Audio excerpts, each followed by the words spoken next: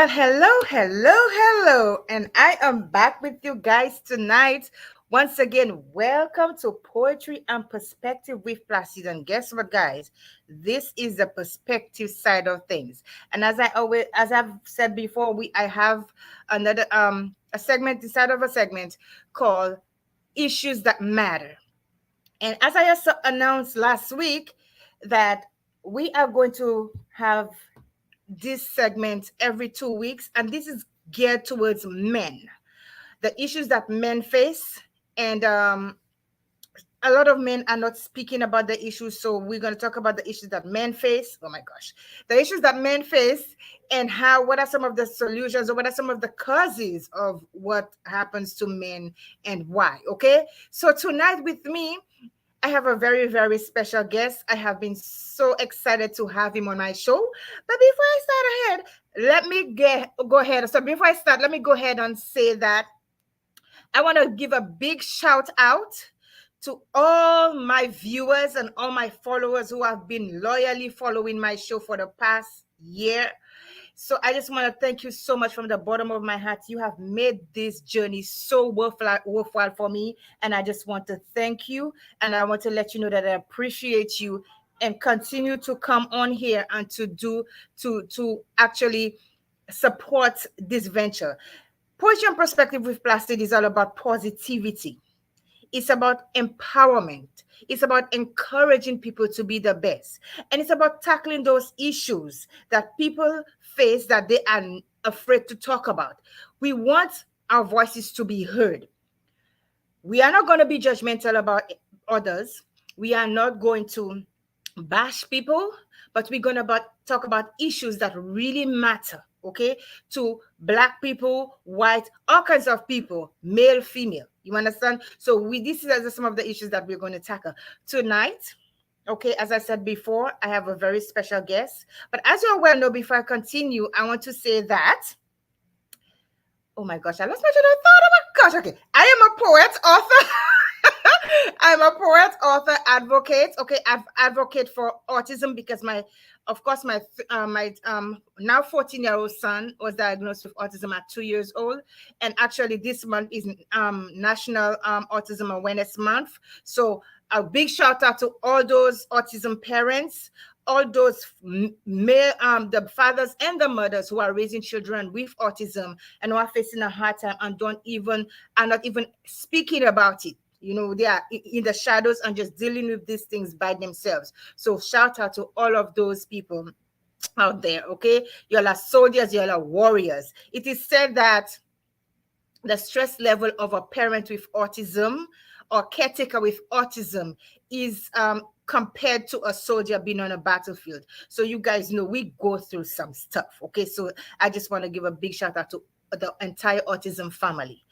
Okay, I also advocate for mental illness. Okay, mental health, mental illness, and the reason being is because after I lost my 2-month-old daughter, I went into a very deep and dark place in my life, and it was the worst time in my life. I tried suicide on my life for a couple of times, and thank God it did not work, or I would not have been here with you guys. I went through deep depression, chronic grief, and of course I suffer with PTSD as well, and anxiety. So all of these factors is the reason why I advocate for these things. And despite I'm being a female and I suffer with these things, there are men as well who suffer with mental health, okay, mental illness, and it is more widespread than we think, okay? And we're going to get to that in a little bit. Now, the third thing that I advocate for, among other things that I'm working on to get more more serious with, is I advocate for dwarfism, particularly thanatophoric dysplasia. And my 2-month-old daughter died with that. She was born with that rare form of dwarfism, and she died at 2 months old. And she never came home, and that was what sent me into the spiral, because I always wanted a daughter. So I never got her. I got her, but she didn't stay with me, and that sent my world out of out of whack. So I advocate for this, and I have a very deep passion for suicide prevention and domestic violence and all of these things. So I have been a product of a lot of stuff. So but I thank God that I'm here today. So before I continue, I'm gonna let my guest in speak so y'all could see his face. Y'all know his face already, so we can start the topic. Hi Albert, how are you?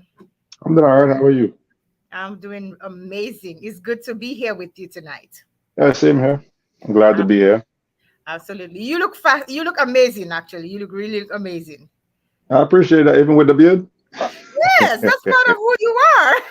No, it's my new project. I'm gonna go Bushman. Okay, wonderful, wonderful. When you look amazing, this man. They were saying that all of us are bush people at one point, which I don't agree with, but but Yeah, amazing, okay? appreciate it. Thank you. You're welcome. So one of the things that really gets to me, okay, is mental health. Okay, mental health. Hmm. And I don't need a month to bring awareness to mental health. I believe that mental health is something that's supposed to be ongoing. It's supposed to be something that is ongoing and that people talk about all the time, because there are too many of us who are suffering with mental illness. Vanetta Phillips said, hello. Hi, sweetheart. How are you? Too many of us are suffering with mental illness, male, female, grown up, child. We suffer with mental illness in so many different ways. And a lot of us are in the shadows. A lot of us don't talk about it. We hide behind a mask. For me, I was hiding behind a smile. I know when I was going through my stuff, my son was like about 5 years old. I used to put my son on the bus, but see, that time he was in elementary school. 6:45 in the morning, and I would go back in my bed and stay in my bed literally the whole day. The only time I get up is if I want to pee. I wouldn't even eat, and just stay there until my son gets out of school. I go pick him up. I will still have my nighties on. I'll go pick him up and come right back to my bed after I feed him his snack and everything. So mental illness is real, and it affects so many different people in so many different ways, and that's one of the things that we are here to talk about tonight is mental health in men, the trauma in men, and some of the things that they go through in their relationship that causes them that trauma. So far, how am I doing? What is your opinion on that? My opinion on mental health in men. It's a topic that's not really addressed in today's time. And I talk to people, and most times I try to find the root cause, because one thing I like to do. Most people just jump to conclusions and judge people, but if you actually listen, that's the number one thing. Most people don't have someone that would actually spend time and listen to their story or even take them seriously. But if you actually listen, especially to the men, because we live in a world, I said before on other shows, it's called the feminine primary social order, when everything puts the woman first. Men are taught to think for women, to cater to women, but very seldom are we told that we matter. So that adds to the trauma that men go through. So when as a man, you're usually told to suck it up, man up. When things happen to us, it's funny. When it happens, like for example, sexual abuse, it's funny. In some cases, with women, it's not. There's no place, no show, no movie, no program you could find where they make that a joke. But you could count many movies where the villain or the bad guy gets raped. I'm even laughing when I think about the movies in my head. It's funny. So it's something that is much needed in society. That we need to take the issues that men go through very seriously. Maybe, and through that, we can save marriages, families, children, protect women from abuse. And the men themselves can avoid abuse, because sometimes women are reacting to the silence of men. But that's it. Yeah. Wow. You know, I was looking at an article, and the article says that sexual abuse can start at a very early age, any age in boys, and they can be harmed sexually by by family members. They can be Hmm. harmed, anyone close to them or related to them. And usually you find that these things start, sadly enough, in the home. Hmm. And And most of the times, the reason why they don't want to talk about it is because of the shame that follows it. Like, you Mm.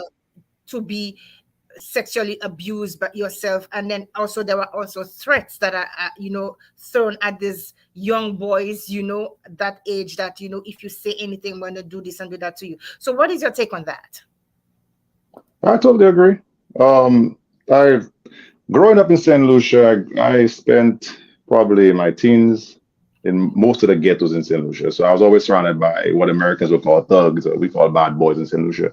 And one of the things that's not mentioned is the lack of a father figure at home Mm-hmm. and the amount of abuse, sexual abuse that goes down Mm-hmm. between older boys, stepfathers, gang members. That's something St. Lucian men would not like that I'm saying. But in even with the quote unquote bad boys in St. Lucia, there's a Mm-hmm. lot of that go on. The senior members of smaller gangs, they take advantage of the young boys. Mm-hmm. So now, sometimes you find those same boys at a very young age because their manhood was taken from them, or they were made to feel like young, like little girls through a sexual act.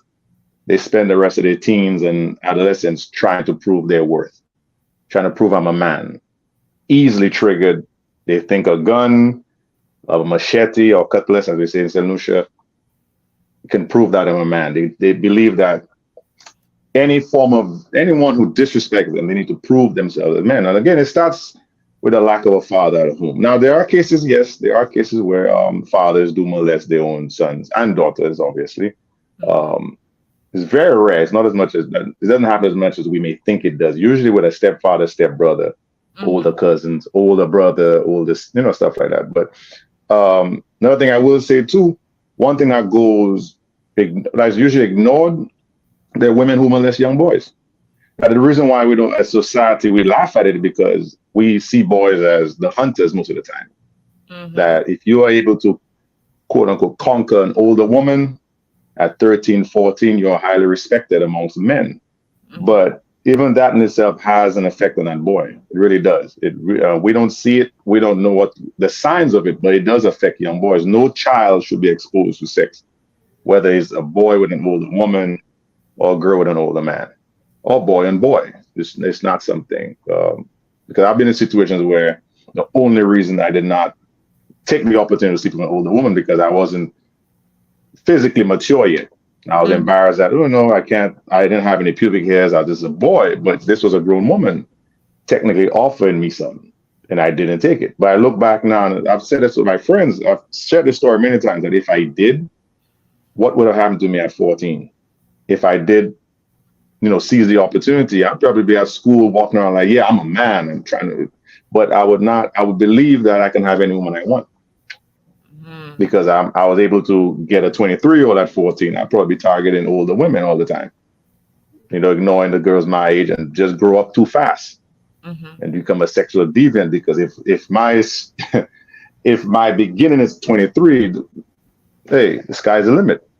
That's how men usually think. I know guys at early ages who had sex with grown women, and all they focused on as teenage boys was sex, sex, sex. They gotta have it.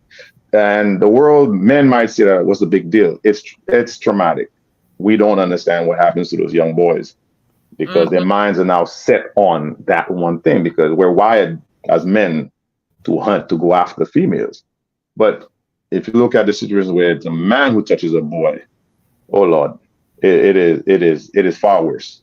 Uh, because those boys either they become gay and they will never admit it. They will tell you, I was born this way because somehow they've fallen in love with men because that's all they know. And they will tell 90% of homosexual boys or men were molested. But at a certain point in their lives, they're in love with men. They're attracted to men. So they just believe God made me that way. Or they tell you God made them that way. But in actuality, um, their manhood was stripped from them. The first experience of intimacy was with a man, whether it was forced or whether they were manipulated into it. So and we bash them in society. We call them all kind of names, and um, in many cases we even attack them physically. But another thing that happens, he may not become homosexual, but he becomes violent. insecure, extremely insecure. Any little thing could trigger that man because anything that he perceives as a threat to his manhood, you getting hurt.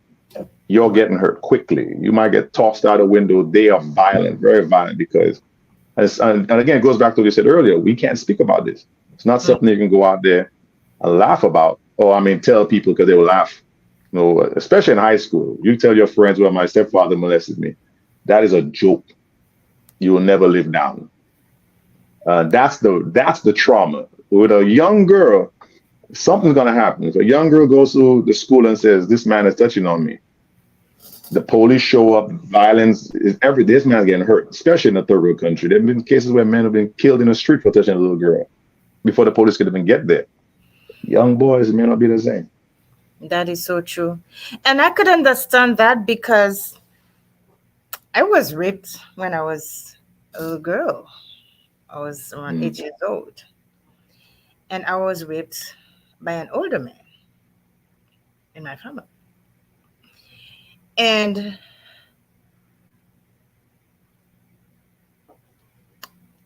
I find that I'm just trying to breathe because every time I think about this, it gets me emotional. I find that over the years, as good as men are, as mature as they are, and I could not, I could not bring myself to have a relationship, a serious relationship with an older man. I could not because I would still see that person in my face. I close my eyes and that's all I see. And so I can understand when a young boy is being molested by a man, his first sexual encounter is with a man.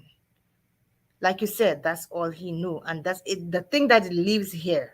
And I said to myself, when I went through this, it's either I could two things could happen. You know, back home they said in Saint Lucia they call people a jamet. When you see their little Mm. girls acting up and they start misbehaving Thank and they you. start, Thank yeah, they you. call us, but they don't realize it's a lot of these young girls is because of those experiences that they've had with older men. So they are just acting out. It's either you can do two things. Yeah. You can make you hate sex, hate women, hate men, or you could just go out and be promiscuous.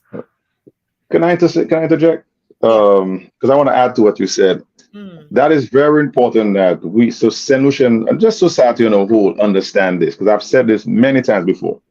Because I've done another show with the one that said hello, Vanessa Philip, Okay. Mm. called SAP, Single and Purposeful, but we changed the name to Daughters of Purpose, Okay. and there's Men of Purpose also. So, but Yeah. you can check it out, Vanessa Philip on Facebook. Mm-hmm. Anyone could hit her up, follow us, befriend her, and join the group. But what you said there, I've said this before, maybe not on her show, but because of my experience, now I'll be honest, I'm not a virgin. I do have a son. I have been around. I've done a lot of stuff that that men brag about or stuff I'm ashamed of. But I've never, and I thank God I've never been in a sexual relationship with any man. I've never been molested by a man. As I said again, I thank God because my family is predominantly male. And I Mm-hmm. have some really good uncles that have never. We've none of us can claim an uncle or have done anything to us. When I started hearing the stories about the other boys, it's like Lord was really good to us. That I was Mm-hmm. surrounded by real men. They Mm-hmm. didn't have their fathers, but they were real men in that sense. That they guided us, instructed us. But the thing you just said before that we're quick to call these young women, as you say, Jumet, hoes in America, whatever. Mm-hmm. And if you catch a girl, let's say at the age 11, 12 years old, she's very hot, very promiscuous, go home. Go check her home. Something's going on. Mm-hmm. Something is going on that she was exposed to. Either she's been exposed to pornography. Same thing with boys. I could remember my first pornographic video was 9 years old. My mind blew. I saw what was going on. I remember, like DBS, HTS, they had that late night, soft porn nonsense. You see that as a kid. But when Yes. you actually see intercourse, like at 9 years old, I can remember that very moment. Mm-hmm. And I could say honestly, it was traumatic. Like my mind just went crazy. Like, whoa, like this is what, so, but with the little girls, it's different. Um, it's not great or worse, but it's a different experience with the little girls because I'm going based on what two women have told me. Two women that I actually asked them to their face, were you molested? Because there was so much rage in them, so much anger. And one I bothered for years until she finally just decided to say, yeah, I was molested. And she explained, she broke down crying. The second one, I mean, when I asked her, were you molested? I braced myself waiting for the punch, like, okay, she's about to hit me. Yeah. And she said, yes, my stepfather. She was 9 years old. And what these two women told me that at a young age, 12, 13 years old, they knew the only way to make men or boys like them is to give sex up. So there was no connection to sex, to love with them. It was like, okay, he likes me, I must let him have my body. And these two girls, women, grew up in their teens being called, like I said, a hoe, Jumet, being picked on for being easy when Mm-hmm. one was at 8, the other one was at 9.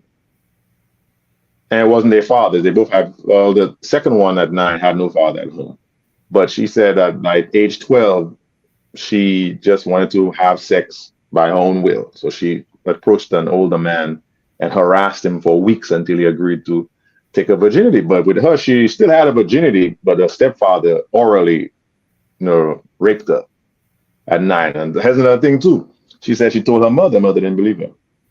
And we all know, the mamas knew. They know. Mm-hmm. They know what's going on. Some women, they themselves were molested or they're insecure, extremely insecure, where that they value that relationship with a man over their relationship with their child.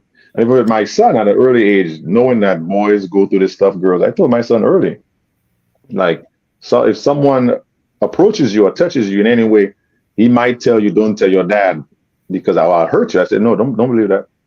I That said, is come to gonna your hurt boss. you. I said to him, if anyone tells you that, and I shouldn't say this on a show, but I said I would give you his hand for Christmas. And I meant those words. And there's a reason why. And I have to segue to this point. Reason what I said about lack of father figures. You Mm-hmm. see, when no one is present to defend that child, that's why it's important that we talk about the boys. Society defends the girls. Most times we are scared to talk about it because the police will take it seriously, but our peers, people will laugh at you. They will mock you. So we rather endure what the abuse rather than be laughed at school. So, Yeah. but the way to save these young men is they need to be defended. If a young boy came, if my son came to me at that earlier, he's 17 now, but let's say at 8 years old and said his mother's boyfriend had been molesting on him. And I'm not advocating for violence, because there is a police force, an institution of law to handle these things. But this hypothetically, if I went down there and beat the bricks off this man, and my son witnessed this, or he knew that he is important, that his life, his body, his sanity matters, that would save him from the going down the wrong path, a bad path. Mm-hmm. No, the same thing for the girls. If those young girls don't speak up and address the issue or have that man, unless these men are punished thoroughly, the kid does not know that he matters or she matters. They True. don't know that. So, and I know, I've spoken to dozens of women, and I've told people like 9 out of 10 women were molested or raped. I know one in Warner Robin, Georgia. She said her uncle climbed up on her at 6 years. And I always have to ask this one question: was it full penetration? And most of the time, yes. He said at 6 years old, he molested her till she was 16. He said he would still come over for Thanksgiving. And of course, that same girl was being called a hoe. She was promiscuous at a very young age, but no one knows that's what triggered it. With boys, it could be something as simple as porn. Oh, we watch TV all the time. It's a half naked woman on TV. We want to experience that because men are just more easily drawn to that, even at a young age. It doesn't Mm-hmm. take much to trigger a boy. But the young girls, like I've said, do not just jump to conclusion that she's easy. Go home. Find Mm-hmm. out why is this little girl so easy. Why she's offering her body to these young boys. But going back to my point, if no one defends those young boys, um, no, there's the message that this is wrong, is unacceptable, is not sent to them. They know it's wrong. Mm-hmm. They know it's wrong, but they feel defenseless. So Yeah. the alternative lifestyle is to accept it as for what it is. You have become a girl to some man, or you prove your worth. You take your manhood back. Or these are some of the things that cause traumatic experiences, and most of the times they go men go through this they grow up from these experiences, and you find that although they don't turn to the other sex, which everybody have their sexual preference, you understand, although they don't turn to the opposite, the other sex, but at the same time it's either they indulge in drugs to Yes, that's one too. do this. They indulge into alcoholism, and Hmm. you find they are addicted to going to so many. Yeah, I had a friend from my secondary school, Summers College, that right after college, university, I mean, he came back from America and was on a bunch of drugs. He was homeless, eating out the trash. He was a lot of stuff. And I mean, everyone spoke about what happened to this boy. We didn't know. Now, I didn't pick up on the signs until a teacher from our year got arrested for molesting little boys. And it suddenly hit me. That's what happened to him because he and that teacher were extremely close. With Mhm. further research, we found out that's what it was. Wow. Back in, yeah, so at school, he was a perfect kid. Mhm. Good grades, athletic, handsome. All the girls liked him. And Mhm. suddenly, around maybe 19 or 21, I don't think he finished college. He came back to St. Lucia and just got on a bunch of drugs. And his little brother did too. Both Mhm. of them were in the presence, spent time at this man's home, went overseas with him. And I explained to some of the guys in our group that this is most likely what happened to him. And that's what it was. He turned to drugs to the point where he would even admit that he's having sex with men for money and food on the streets. So the trauma, I guess it settled in when he left the man's prison, when he went off to college or whatever. Mhm. Sometimes you don't see it right away. Because back in high school, as I said, he was a perfect kid. Handsome, articulate, athletic, and he had good grades, extremely smart. So there's no area where he was weak. You know. So help me understand. I have a good idea of a good sense about this, but from a man's perspective, how does he carry that into a relationship with a woman, and what are some of the things that could happen in that relationship with the woman? Mm. Well, that's what's kind of tough for me because I've never walked in their shoes, but I could try my very best. Like I said earlier, well, I do know one relationship where a married man was molested by his uncle. Insecurity, very insecure. They tend to latch onto a woman. They'll put her above themselves if he's not gay. Or this guy I speak of is not gay. They will not let her go. She becomes property because he is like, how can I explain it? Because I don't want to assume because like I said I just remember what was shared with me, but Mm-hmm. I'm going based on his behavior. There's also if his manhood is challenged, Mm-hmm. you can't call him anything like a girl, any joke that would insinuate that he's soft or weak. Especially, and here's another thing too that we tend to not do, both men and women. If it's a family member, we don't want to get them locked up. Mm-hmm. You don't. So this person still being alive, that memory, that pain lives on with them. Even after they died, still there because there was no punishment. Mm-hmm. Prison's not enough. I'll be honest with you, it's not enough. It's not enough. If that person molested you and they're still alive in prison, whether or not they've been raped or beaten in prison, it's not enough. I always say death would probably be the best thing because, and it must be something that the victim knows about because someone needs to send a message to the victim, especially at an early age, that this is not right. It will not be tolerated. You're nobody's girl.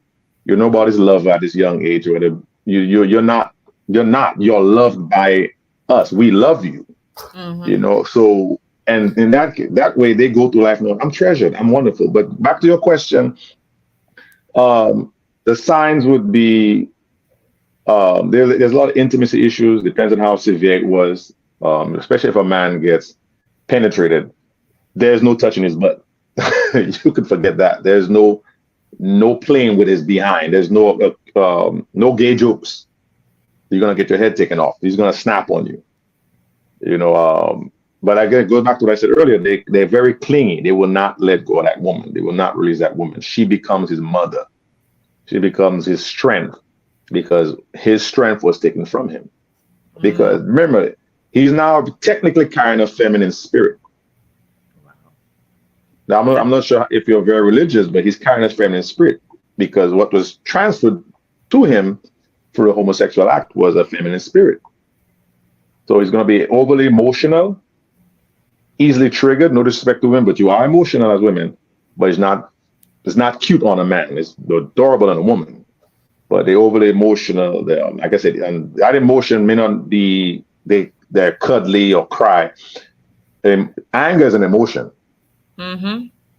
They have no emotional restraint. They're easily triggered. Doesn't matter what it is. They can either cry quickly, fight quickly.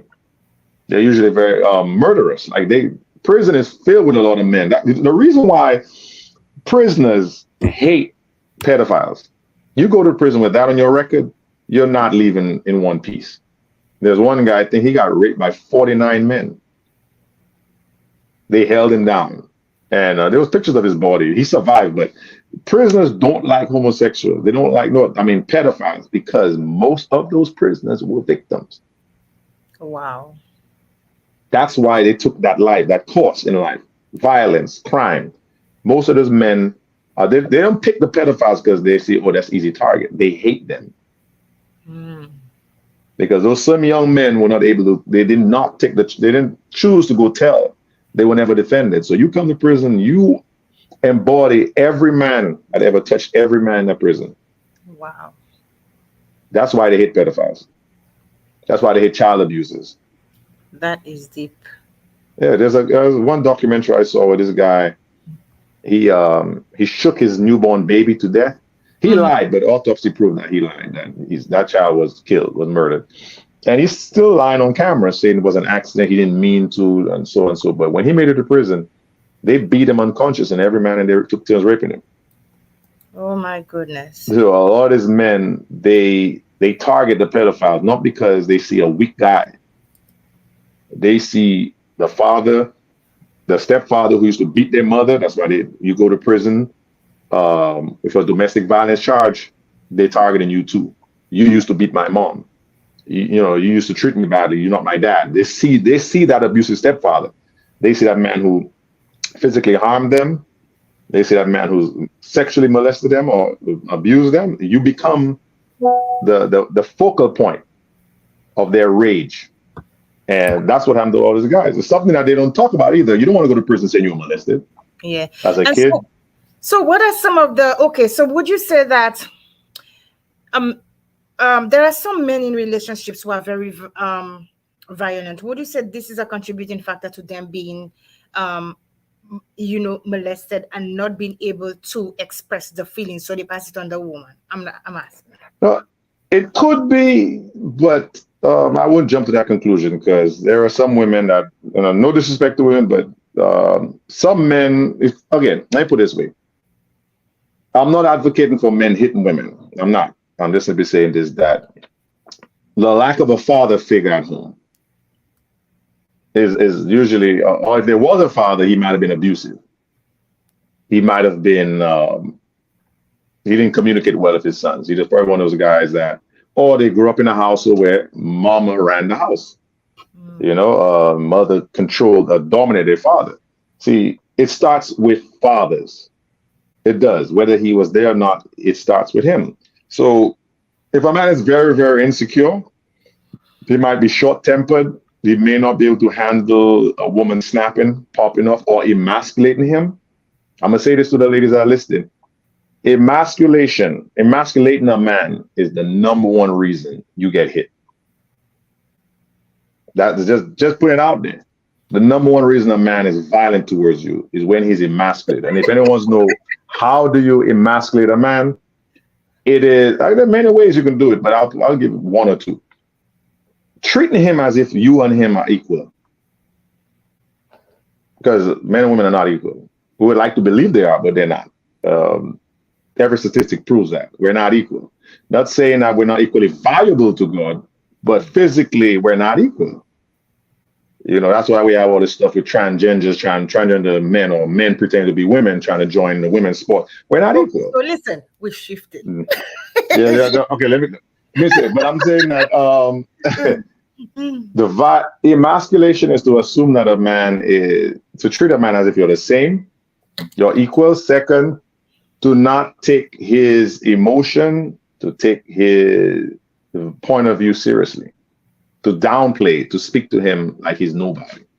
So that is usually the number one reason men become violent. Now again, it goes back to what I said. It starts with dad, lack of a father. Most times you need a father in your life who's experienced enough to teach a young man when to walk away, which type of women to avoid, to Mhm. run for their lives, or run to save themselves from trouble. But if there wasn't that father figure, you'll be surprised how quickly he'll hit you. Now, um, it is not only there are a lot of men. I lost my train of thought, but there are a lot of men that are in relationships, okay, that suffer sexual abuse in the relationship, Explain and that. Say that one more time. Which with the there in a are a lot of relationship. men. There are a lot of Hmm. men who are in relationships, right? And they Hmm. suffer, they experience sexual abuse in their intimate relationship. Okay. So it's more or less like they don't consent to sex, and it's also considered as a man being raped. Because men do get raped. Whether we want to believe it or not, they do get raped. So, do you think that this is a contributing factor to a man being having mental illness, being mentally traumatized? That's a tough one because in order to, I can put it this way. When you talk about a man, I can imagine a boy could probably be raped by a woman, a grown woman. But it's you're not getting erect unless you want it. That you're not getting erect unless you want it. Not because I stand on that statement. You're not. I've been in well. Hey, I'm a I can woman. speak I for don't I know it. no I know I can speak for my now. This thing women need to understand. We don't have to love you to have sex with you. We can hate you passionately. It means nothing to us. It means Hold on, absolutely nothing to us. hold on. Let me put on my shades. What did you say? We don't have to love you to have sex with you.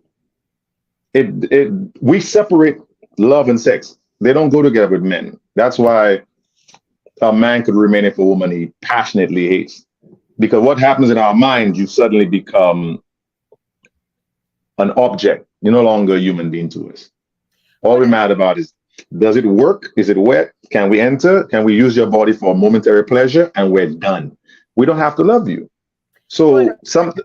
Let go me say ahead. hello to my viewers, okay? It's been too long now. They are going to chew my head off, okay? So I would like to say good night to Lauren Dorville, Lester Lucien, Vanetta Philippe, Richie, Kent Benoit. Who else is there? Kenman Kazime, Morgan Junkie. Good night, Kirsty Douglas, Kusur Romalati, Ramonta. Why do I always say your name wrong? Okay. Madrid Douglas, Leaky Bowers is watching. And we also have Licky Bowers. Go ahead. I know who this is. Don't ask me questions. Don't ask me questions. I know That who this is. almost went over my head. Like what? I Licky? know Okay, go it. ahead. And so yes, so good night to all my viewers. Thank you so much for tuning to Poetry and Perspective. perspective with Placid, issues that matter, trauma in men. So let's get to the traumatic part, okay? So you were saying, continue what you were saying if you remember, because I cut you off. No, no. Now, I was Yeah. saying that we don't have to love you to have Mm, sex with you. mm, Like, as long as you have a functional body, you don't have no bad odor, we can hate you. So to the women that are listening, keep this in mind. Sometimes we play you. Sometimes we know if we make love to you, you will keep us around. You will still believe we love you. You cut out sex, you'll know how fast he leaves. So if you keep giving a man that he just won't commit sex, we are waiting years for that. So for that ring, and he just will not commit. That's the answer. We don't have to love you to have sex with you, and that's anyone. That's why cheating is so easy for men. But going back to what you said about men being raped, I've been in situations where someone did try to rape me, a woman I'm referring to. Nothing could happen because unless I want you, unless I'm attracted, it's not standing up. Now a little boy it might be different because you can get a little boy early in the morning when he wakes up. He's like, he's hard enough to cut diamond, and that boy can be raped at an early age. But so a grown man, it doesn't happen. If I suddenly lose attraction to you, it will drop quickly. wow. Yeah, quickly. Hmm. Um, so it's very, very, very difficult to recommend unless maybe you took a Viagra pill or something. I don't know, and you're strong enough to hold him down, maybe then. But in relationships, if in many cases I could speak from guys, I speak about guys who have spoken, shared their stories with me. They can make love to you and be angry. Okay, so let's stray from the sexual topic a little bit. Mhm. Besides from aside from okay, that where did he go? He was there and he go. Aside from that trauma, okay, aside Mhm. from being traumatic, my guess he left. Aside from that, aside from being sexually traumatized, other things cause men trauma. Okay, Mhm. so it could be that a man loses his job. It could be that this man was in a war and then he saw so many things and he Yeah, can't. PTSD. Yeah. And so you find that man cannot function properly. It could be that that man is going through a divorce, that his wife is Mhm. treating him like a dog, like Mhm. he doesn't matter, refusing him sex. That thing can cause trauma. What's your take Yeah. on that? Oh, yeah. Everything you just mentioned, believe it or not, not believe it or not, but I'm just saying that because I know the women listening. Everything you just mentioned is connected to most of it is connected to a woman. Because why does losing our job hurt us? I remember, I'm long-winded, so please, people, bear with me. I remember, I thought it was Steve Harvey had a show where he allowed six men to sit on a panel, and he allowed the females to. Are you still there? Did I lose you? Because I No, can't I'm see still right now. here. I'm Okay, still I here. lost you. Okay, Yeah, so I put he you allowed about on six. there by yourself for a minute. Okay, he allowed Yeah. about six men to sit down and allow it to sit on stage and allow the crowd of women to ask questions. Then he flipped it around and added six women to on the stage, and I allowed the men to ask questions. And I've always told men never assume that you know how women think or what they're thinking. Always ask women because we don't. Just like women don't know how men think, it'll be wise before you make assumptions that you go to a man who's not interested in having sex with you because we lie to you to have sex. Ask questions about men and take whatever we tell you seriously. So anyway, the woman asks, the men asks, why is it you leave us when we go broke, when we lose our jobs? And I'm like, yes, I want to know. And I was blown away by the answer. But most of the women said that when you lose your job, you become angry, easily agitated. You can agitate you really easily. You snap, you pop off because our value, and this is generally speaking, to women is based on what we bring to the table. I don't care how handsome you are, how good you are in bed. If you're not paying those bills, there's a time limit to how long she'll tolerate you. So men understand that, especially from an early age, which goes back to trauma. You're being told from an early age you gotta have a job, gotta have a nice car, gotta have a nice house, or no one will want you. And same thing for women. They've been told you gotta be pretty, gotta be this, that. So you learn how to cook, clean, whatever. In the traditional society, not Mhm. today. But men fear. We all know that without money, without resources, we have very little value to women. Very little value. You know, your sex can only go so far. When that woman is sick and tired of you, there's nothing you could do. That orgasm stops just like that. She doesn't feel you anymore. You know, so your good looks means nothing. What she gonna do? Pay her bills by showing a picture of you to the Georgia Power? So these things mean nothing to women. So we already know when that money, and I remember Chris had a joke about that. Brothers, when you lose your job, you don't may not lose your woman right away, but the countdown has begun. Now, Wow. but what the women explained is what blew my mind on the Steve Harvey show, one of his older shows. They said that we snap, we're easily agitated, we're not easy to talk to because, and I believe not for I can't speak for every man. We know the countdown has begun. We start to feel like we're no longer the man of the house, especially if she has a job and she's paying all the bills. We don't like that. Most of us who are real men, we don't like that feeling. So so we're triggered easily. And I have a family member who went through a divorce a couple of years ago. When after the divorce, I spoke to her husband, and that's exactly what was going on. She never kicked him out, never treated him badly, but he was popping off, snapping on her because she was paying all the bills, which Now, led to the divorce. now I'm going to tell you this. It is Mhm. not every woman, and I'm not saying that you said it's every woman, but not every woman thinks that way. Okay, I agree. I'm hearing a feedback Let me from see if you. maybe it's me. Hold on. Yeah, but no, that's not you. That's my other guess. Um, James, I'm hearing a feedback from you. Really? Yes, I'm hearing a feedback from you. I don't have anything plugged in. Do you have another device playing? Oh no, no. My TV is off, everything off. Okay, all right. So I'm getting a feedback. Yes. So I I know. Okay, I'm gonna go to this because I would not come down on my man if who's speak. I'm hearing somebody in the background. I could not come down on my man if he lost his job. I would not, you know, try to figure my way out. I'll try to help Mm. that man get back on his feet. Because when you enter in a relationship, whether you like it or not, everybody have the stuff they're dealing with.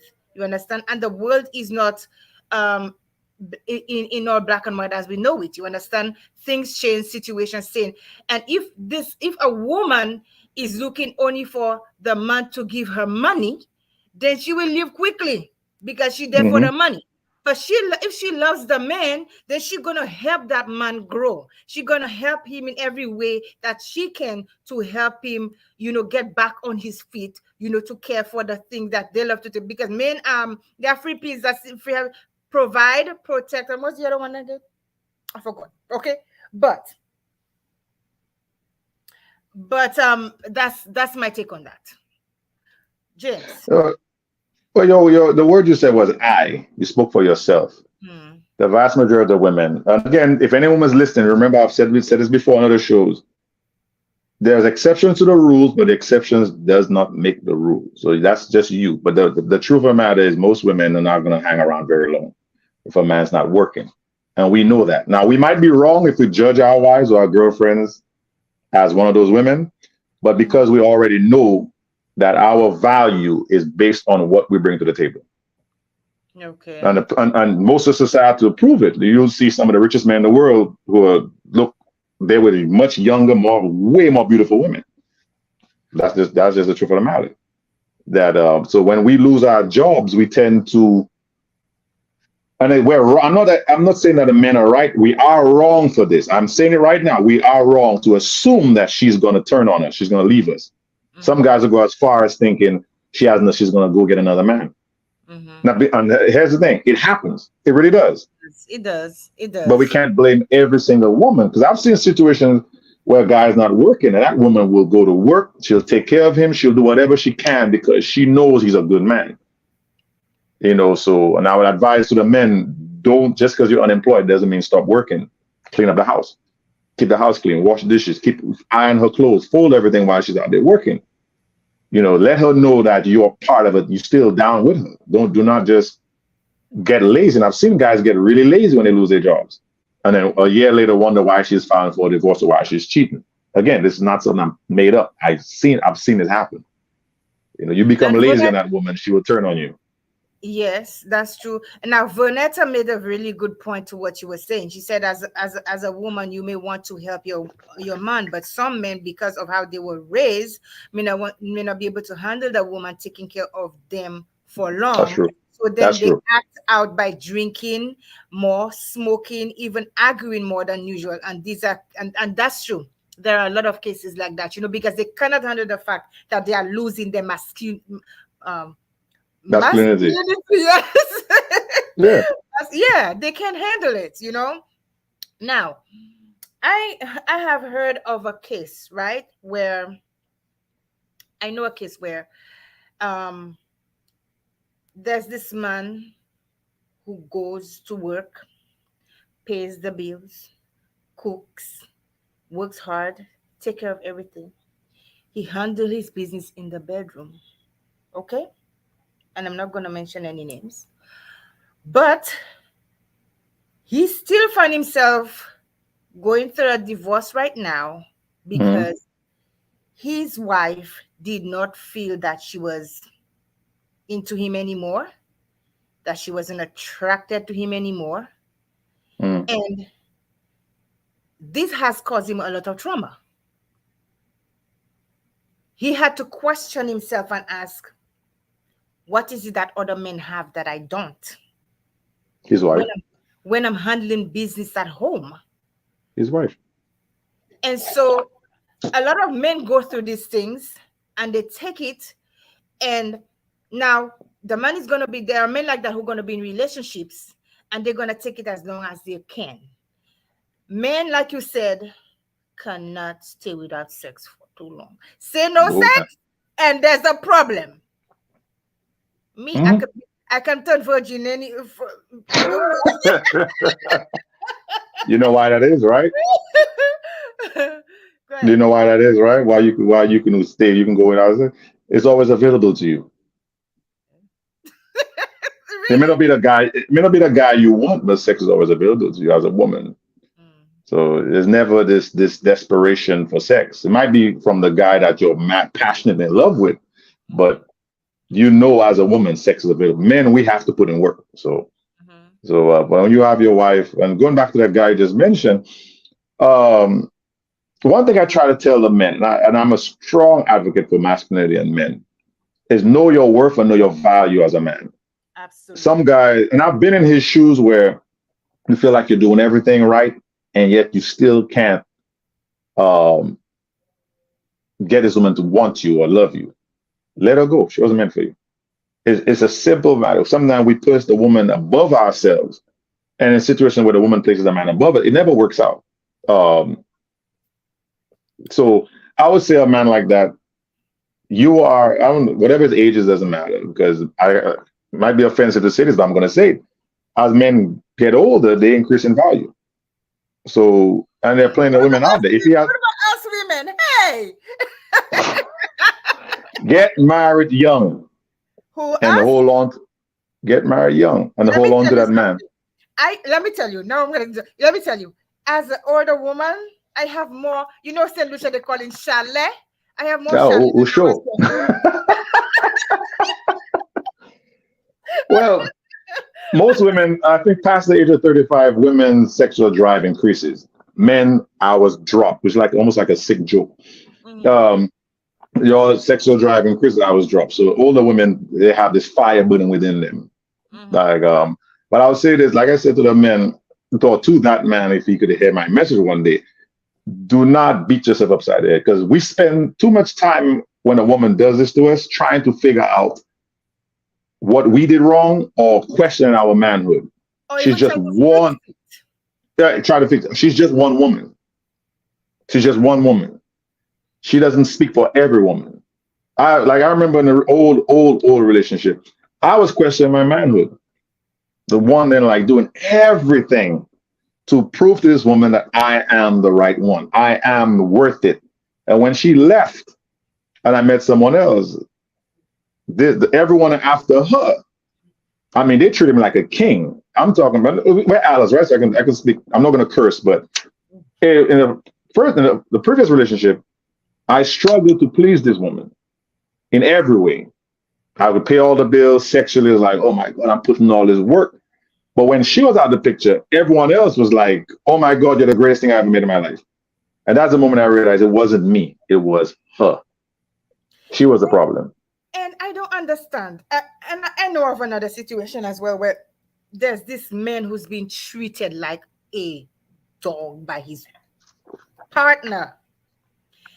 And he's taking it. Now, there are Hmm. two sides to every story. Yeah, true. But I was let about me to say tell that. you, when a woman checks out on you, you Mm, can bring heaven and earth down. When she checks out, she's out. And there's nothing you can say to that woman, and nothing. nothing. So there Absolutely is nothing. no point. There is no point in you saying, I'm going to stay. Maybe she's going to change her mind. I'm going to fix it. Let's see what happens. Now, while you're waiting and trying to fix this situation that you think you can remedy, and she's already checked out on you, there's another woman waiting to Yeah, love yeah, and that's true. you like a king. Yeah, that's very true. I like that. And you're going to let the opportunity No, pass by. but let me say this too, with what you just to add to what you just said. Since the conversation is about trauma, right? Mhm. Sometimes we're with women who themselves were abused and traumatized as kids, and they can't love. They don't know how to love a man. And we need to know how to recognize these signs. And like I said earlier, when I asked one, she would not tell me for a while. And it took years ago, she finally told me she was molested. The other one, when I braced myself for the punch, she told me right away. Mhm. So you don't want to be that guy that's badgering a woman like, well, you molested, well, you molested, well, you molested. I'm not saying you should do that, but pay attention to the signs. Sometimes that woman can't love. True. And in other cases, she might have been traumatized by the guy that got away. A lot of women struggle with getting over one particular guy in their past, Mhm. and they're punishing other men Someone because you're not that guy. Yeah, You someone told me know that. I mean, I'm not speaking for every woman, but it does happen. You know, you lost this guy in the past, and you feel like you settled for this loser. that. Mm-hmm. And everything he does, he's not that guy. He can't live up to this guy from your past that either broke your heart or you couldn't control him. He wouldn't settle down. He just wouldn't do what you want to do. Some women have built bonds with certain men from their past that is unbreakable. Mm-hmm. And these women, they will marry someone else, they will live a decent life, but they can never love that guy. Like, yeah, Let me tell so you, go ahead. there was one particular person that was he was the apple of my eye. Okay. There you go. He could do no wrong. Everything was working properly. Everything. Hmm. Okay. And when the person and I broke up, I was devastated. Okay. I was Hmm. devastated. And I could not love another person anymore. I'm not allowed anybody to, and I built a wall. And I was preventing myself from getting the love that I needed. There you go. I was preventing the right man to come into my life. Okay. And this is what I said to myself: no man, and if I was a man, I would say no woman, but no man is worth my happiness. Oh, And there you go. if I go into a relationship, I am not going to go halfway because you hurt me. I am going to go in and I know how to balance myself. You understand? I will not give you lack of love because of the love that somebody else chose not to give me. I will not. And I have maintained that. And it is sad that, a lot of women, and not every woman is wired the same way, because um, situations and experiences, affect us differently. You understand? It Hmm. affects us differently. But I choose happiness. I choose me. I choose to be happy and not let that man hold power over me anymore. And So what you just said there is important. You said you chose to. mhm, And that's where everything begins. Choosing, like, okay, acknowledging I was hurt, acknowledging I've been through something, and being able to say he did not hurt. There's this new guy in my life or new woman for the men. They didn't hurt me. She's not her. He's not him. Mm-hmm. There's what, 8 billion people on earth. You've not dated no one's gonna date every last single one of them. There's a good men out there. But Mm-hmm. many times all men are painted with that same brush of abusive, the guy, cheater, liar, deceiver. And most women don't take accountability for the man that they chose. Mm-hmm. And we're all labeled evil or wicked. Same thing with some. I know guys who've been traumatized by relationships. I know a guy right now hates women, passionately hates women, and it irritates the hell out of me. Why do you hate women so much? Because a woman broke his heart. Every woman is a dog. Every woman's a bitch. Every woman's evil to him. No, it's not a curse word. It's a female dog, but everyone is evil to this man. Sometimes I just talk to them. It's like, dude, like, bruh, I don't want to hear this nonsense about how wicked women are. Women are wonderful. Humans are evil. Like somebody commented, they said that if you are with the wrong, what did the person say? Picking the wrong woman or man can certainly mess you up. Tell me, if you're picking the wrong woman, a man can mess you up. Picking the wrong woman, and I add myself, men can mess you up. Yeah, definitely. Mhm. You know what? Us men we mess up. When I'm guilty of it. We tend to put all our focus on physical beauty, Mhm. and the same thing with women. If you put all your attention on financial provision, you're missing a lot of great men. And There are some women. hear what Oh, good. this viewer said. She said women should never depend on a man, um some women working and their partner working, but they depend on their spouse to pay to to pay packet, but would never give the man 1 cent. They want the man to pay all the bills. That's not right.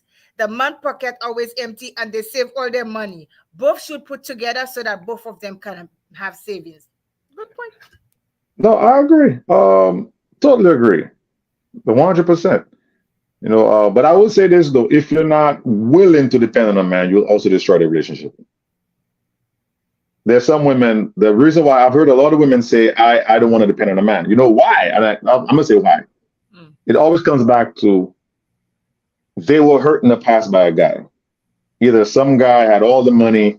They usually it's the women who pick the popular guy, and that's most women. Women are attracted to the guy that stands out in the room, the confident, more attractive, more popular guy. These men generally don't need you, so they can cheat on you. They can Mm. leave you. They kick you to the side whenever you want. So you find a lot of traumatized women like, I don't ever want to depend on a man. I don't need no man because if this fails, I'll put it this way: you have this preconceived notion that all men are evil. And that starts from a child. You have your mother, your nene, your auntie, everybody tell you men are evil, men are wicked, men are no good. So you grew up in an environment where traumatized, hurt women are teaching you about men.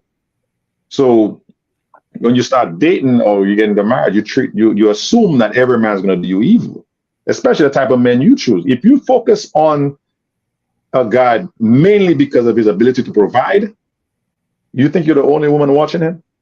Nope. If you pick a man based on the fact that he is very handsome, well put together, he has everything in order, you think you're the only one watching him? No. You bypass the average guy who will die for you, and you focus on the man making with the nice car, the guy that every woman wants, and then you blame every man for that pain and trauma you've been through.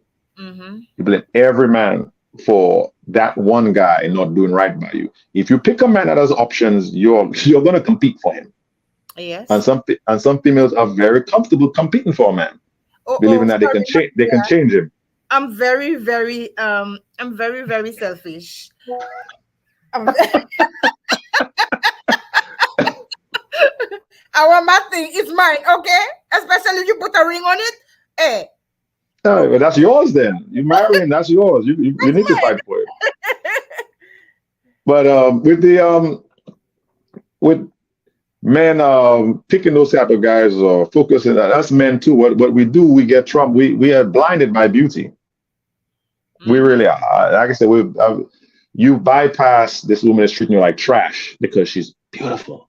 And she's slim and she got all of the booty. Let me tell you. Let me tell you.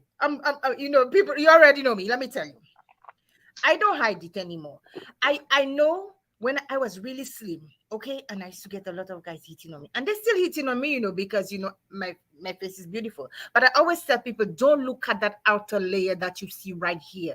Look at the beauty that I am, at the beautiful person that is within. Men have treated me like trash. They've told me, me, I don't have a big booty like every other woman, okay? It is not all Mm, that, okay? They tell me you don't have that. What that, you know, I don't like women with small booty.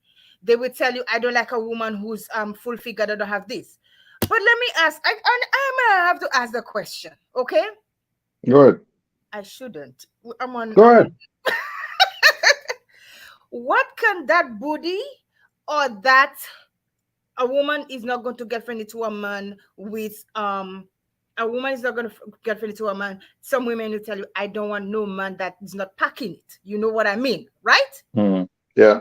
So if you lying down in a hospital bed, can that booty lift up your hand, okay, and give you, can you put a glass of water on your booty and put it and give it to your face? Or can that thing that's already laying down there, can it help you up and lift you up and put you on a bed? I'm do you get where I'm going with this? The physical is not what matters. It is what the inner person is made up of. Let me tell you. I tell people I don't have a big booty, that's fine. I can sit on the toilet and I can whine. Okay. Okay. Yeah. So um who says some of us are raised, Vanetta says some of us are raised also raised to not depend on a man. We should have our own and become grossly dependent, and then what happens, we push away good men. We can marry early. We don't want to have these men do anything for us because we don't want them to own us. This is wrong mindset and sets us back for years. Girl, you got it. Okay, you got it. Mm. Mhm. Yep. Now, I agree with what you said, but let me address what you just spoke on. You see, everything, I'm long winded, so please bear with me because I want you to understand Yes. how men think because I'm here to help the listeners and the viewers, right? Yes. The reason why the booty, the shape, the nice breasts is important to men, or in the grand scheme of things, is not really, to be honest with you, as long as she can produce children, as long as her vagina works right, and she's a woman, obviously, she should do. But men are wired obviously different from women, right? So we all know that. So that's why from an early age, you have all the boys trying to talk to you. You know from a very early age what boys want. They would like to enter your body. So we normalize that just the behavior of boy. But we never ask why are boys like this? And why is it the woman with the shape as opposed to, I'm not saying women are not attracted to men who are physically attractive. Of course you are.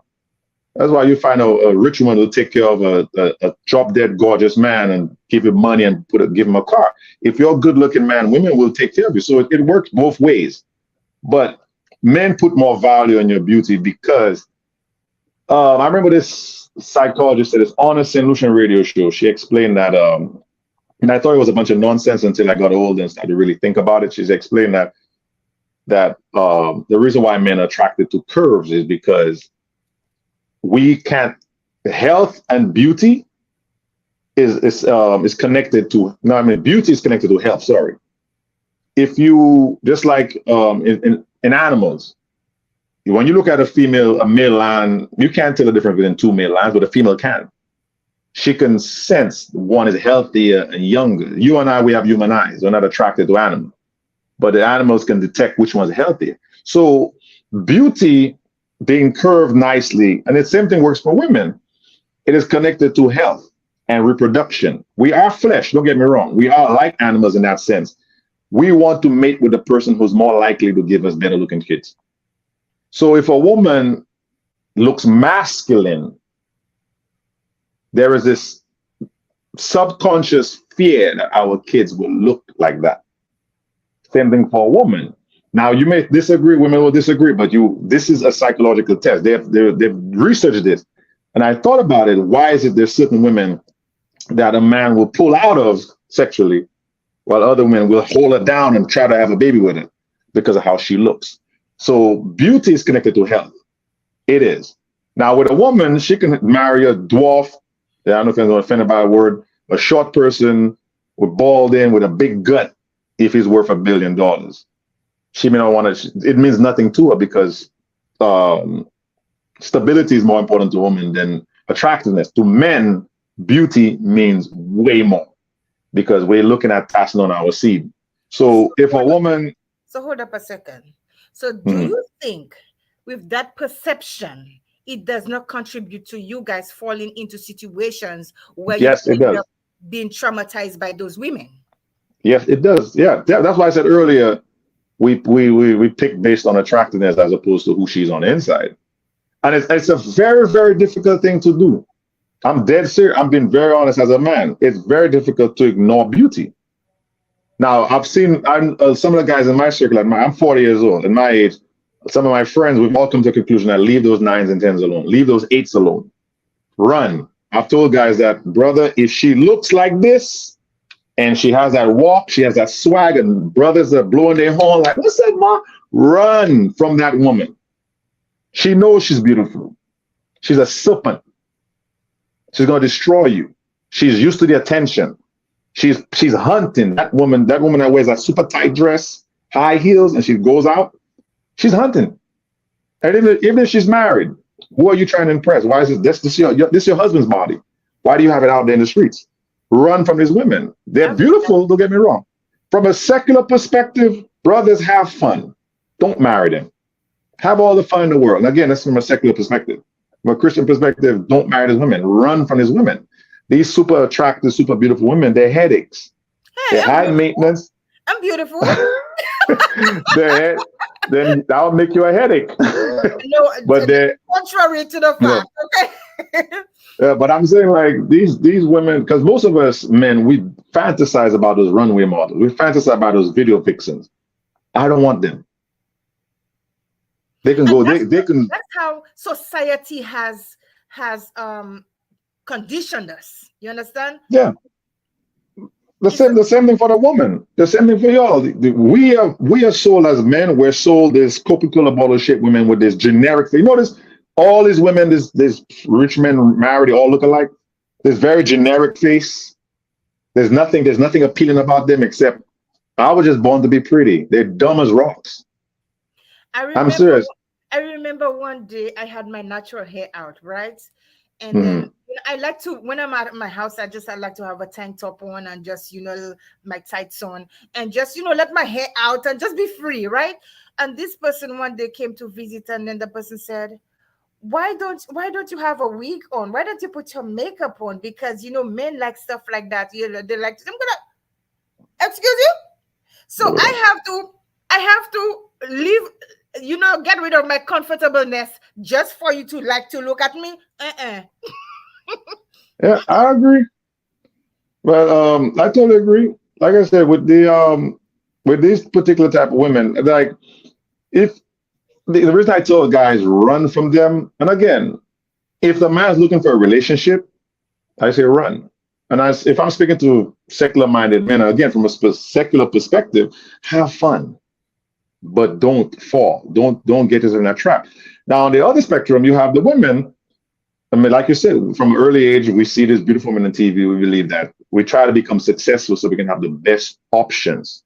And as we see on TV all the time, on the media all the time, you always see some pretty woman divorce a rich man, take half his money. Yeah. Something she did not help build. But every woman in the fifth circle will defend him until that man becomes her son. And all of a sudden, that woman's evil.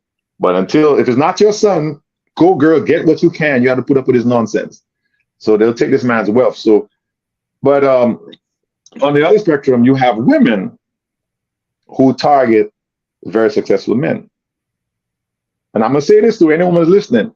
Men who are successful don't need you, neither do they care about your money, they don't care about your degree, they don't care about anything.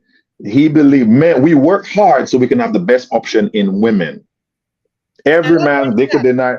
when they have their money, the same massage you can give their foot when they don't have, they can go and pay for a massage. They can Mm, go and pay for sex. They can go and pay for these kind of things. Let me tell you, there is nothing more attractive to me than for me to see a man come from work, and then he is sweating or he's sweat and he's working, and then we do things together. There's nothing more attractive to me than to see a man who's working hard, who's treating a woman right, who's cooking.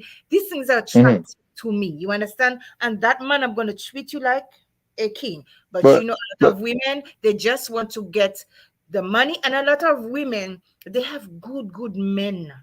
They have good men in their lives. You okay? I'm a woman. I'm not bashing women, but it is what it is. You understand? I have been, mhm, I'm not saying that to make women feel bad, but let me tell you something. Oh gosh, my eye is itching me again. Sorry. Let me tell you something. Men, okay, have made me feel so worthless. Okay? I'm the woman who doesn't go to clubs. And if you find me one time, you find me in a club, I'm gonna misbehave for all the times that I will dance. I love dancing, okay? But I will not go home with mhm, a man. But I'll be dancing. But listen, I'm the girl who doesn't go out to clubs. I'm the one who's always home, who's taking care of me, who's building my business. But I'm the one who will find that these guys are not going to see. Years I spent not doing anything. Nobody didn't see me, no. Nobody wasn't seeing me. It's as I get on this show, people start seeing me. You understand? And a lot of men have made me feel so utterly disgraceful. I started to think and sad to say that my mindset was not right at the time. I say probably I didn't feel beautiful. I didn't feel valuable. I didn't feel that I needed to dress well because they are not seeing me. The most beautiful thing for me, I think, for me is my breasts and my face. I'm going like, maybe if I scratch my face, nobody's going to look at me. And at one point, for so many years, no lie, I was thinking of chopping off my nipples because my nipples are beautiful. Because I'm telling you, these are some of the traumas that I've been through because of the rejection of the things that they have told me. But mhm. at this point in my life, I wouldn't care not one fart what a man thinks about me. Because it's not about what money that I have. And a lot of men ask you, what do you bring to the table? The whole package. I bring myself. That's I a don't that, need that money. that's a very controversial question because women generally fail that question when you ask them that. Uh, yeah, they generally fail that question. I've seen the little TikTok and Instagram videos where they ask me, "What do you bring?" and they all said, "I am the table." Mm. Because men today are basically I am the table. I'm wake. not the table, eh? That's what women say. I am the table. So what they're going to say, basically, I'm all that. But they don't understand what men are looking for.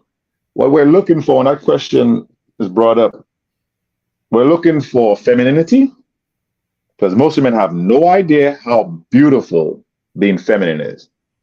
And feminine doesn't mean weak, doesn't mean soft spoken, opinionless. It doesn't mean that. Feminine means that you act like a woman, you respect that the man is a man, you respect that a man is physically stronger than you, so you're not going to challenge him as if he can't knock your head off your shoulders. You Mm. speak to him as if he's a human being, you respect his opinion. When you're in the presence of feminine women, it doesn't matter if they're attractive or ugly, you're drawn to them. Doesn't mean now if she's like really unattractive, you're still drawn to a feminine woman as opposed to a beautiful woman who's masculine. So I Mm. try to explain to women that you want to secure a man or you want to draw a man in. When he's in your presence, ensure that he feels like a man. And a lot of the I could hear the feminist minds blowing right now. Like I need to shut up. It doesn't mean you're weak. The same way, the same feminist is not attracted to feminine men. If it's okay for you to say I don't like feminine men, why is it wrong that a man can't say I don't like masculine women? True. An effeminate man is a weak man to a woman, but a masculine woman is also a weak man to a woman, to a man, a weak woman to a man. Sorry, we're not attracted to them. So sometimes your beauty is connected to your femininity. That's one. Second, we want your loyalty. When we say, what do you bring to the table? We want you to be loyal. Because I hear the feminists right now in the back of my, I can hear them screaming right now. Why can't a man be promiscuous, but a woman can't be promiscuous? And I've said it before. If one key can open many doors, no one wants that. Everybody wants that key. Mm-hmm. You know what I mean? But if Mm-hmm. one door can be opened by many keys, nobody wants that door. Does that make sense? So we True. want the loyalty. No man wants a woman that, see, being promiscuous as a woman, being free spirited, where you can sleep with anybody you want, is unattractive to men, not because we want to dominate you or we want to do what we want. You're a bad decision maker. You're a horrible businesswoman. So, because men are the hunters, if 40 men have been able to secure the prize and not marry you, that means you're bad in decision making. You're weak to a man. We don't want a woman like that. But when we're presented with a woman that has a very low body count, it says a lot about her character. That I'm not easily used. I'm not easily lied to or betrayed. I'm not easy to get through. So why would I entrust a woman over my empire or my estate or my money or my home or my pride as a man that other men can infiltrate her? So that right there, the feminists just shut up, because this whole female promiscuity is stupid to men. So again, men and women are different. What I can do, you can't do. So loyalty is the second one. You have to be submissive. Now I know they hate that word. Submission does not mean master and slave. It simply means this.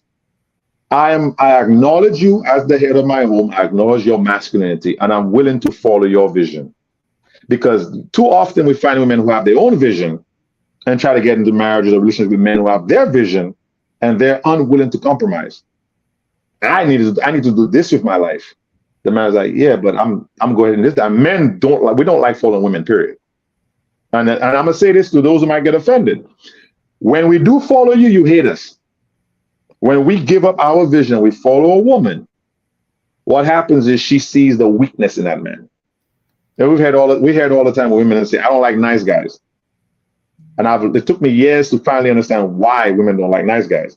Because nice guys are generally followers. They follow the woman.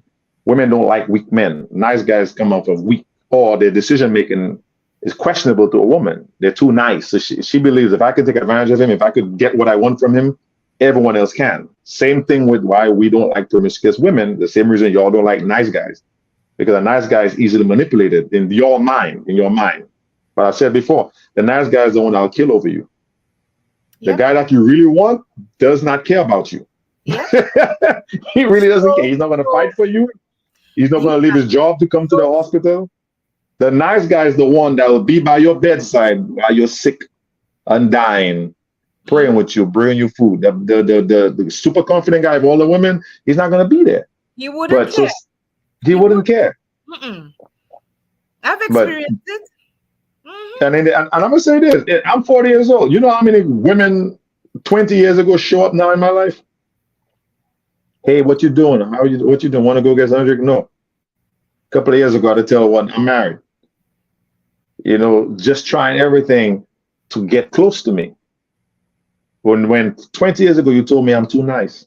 So, but going back to the whole table conversation, when we ask you what you bring to the table, this is what we're actually asking you. We're not talking about money. We don't care about your money, especially if we have our own. At an early age, Some men it care about matters. their money. That's what I was saying. At an early age, if a man is looking for a woman who has money because he wants to use your money to further his vision, I've always put myself in a position where I don't need a woman. Her money.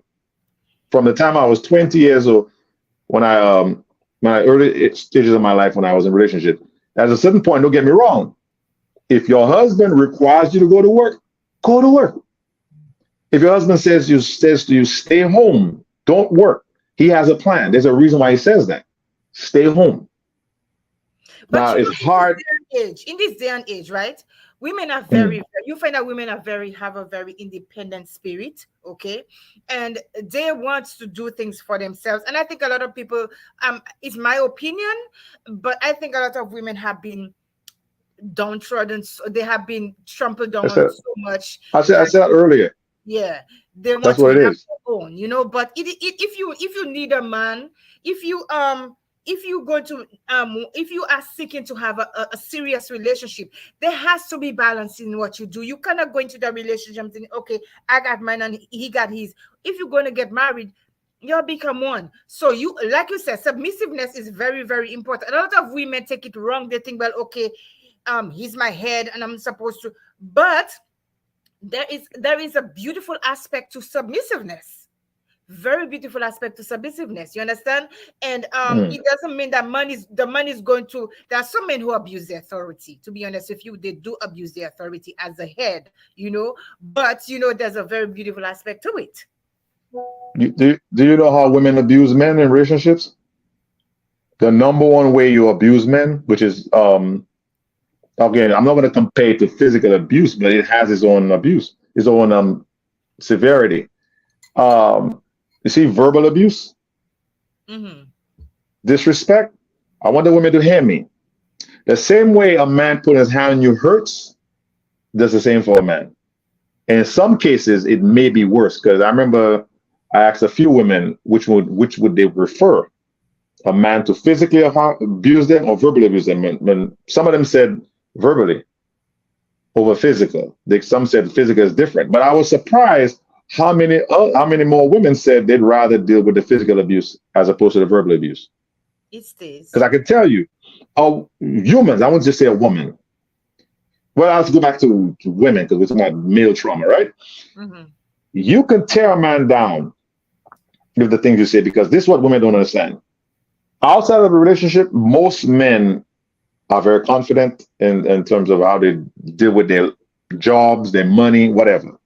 When we marry, we entrust you with our privacy, with our pride, with our secrets. We are vulnerable to you. Doesn't mean we're weak. The woman we settle down, the woman we marry, the woman we call our woman, she has the key or the code to unlock everything in our lives. She can destroy us. We share everything intimately. We really do. Now, I'm not speaking for every man. Remember, there's exception to the rules. But the reason why we can get disrespected at work or insulted at work, we don't blow up. But when you do, we snap on you. It's because of who you are to us. It's a dangerous thing to play with a man's emotions. It's a dangerous thing to antagonize a man. And you might wonder why is it just you? Because he gave you access into his world. Men don't like being vulnerable. We don't. We really don't. We give you So access into our world. You break that trust many times. In many cases, there's no fixing that. We don't forget it. It has a lasting effect. The first time you step out of line and take our vulnerability um, as a joke, you'll never get our love again. You lose us for life. So is that a reason? And I think I would. So is that one of the reasons why some men are in abusive marriages? Okay, verbal abusive marriages, but because of what they built with that woman, as you say, hold the key to destroy them. That they would hesitate in leaving that marriage, and they Yes, would stay yes, and take the abuse instead yeah. of leaving. But it's very simple. Yes, the answer is the divorce court doesn't work on behalf of men. It doesn't. So I can't speak for St. Lucia, but I know a lot about America.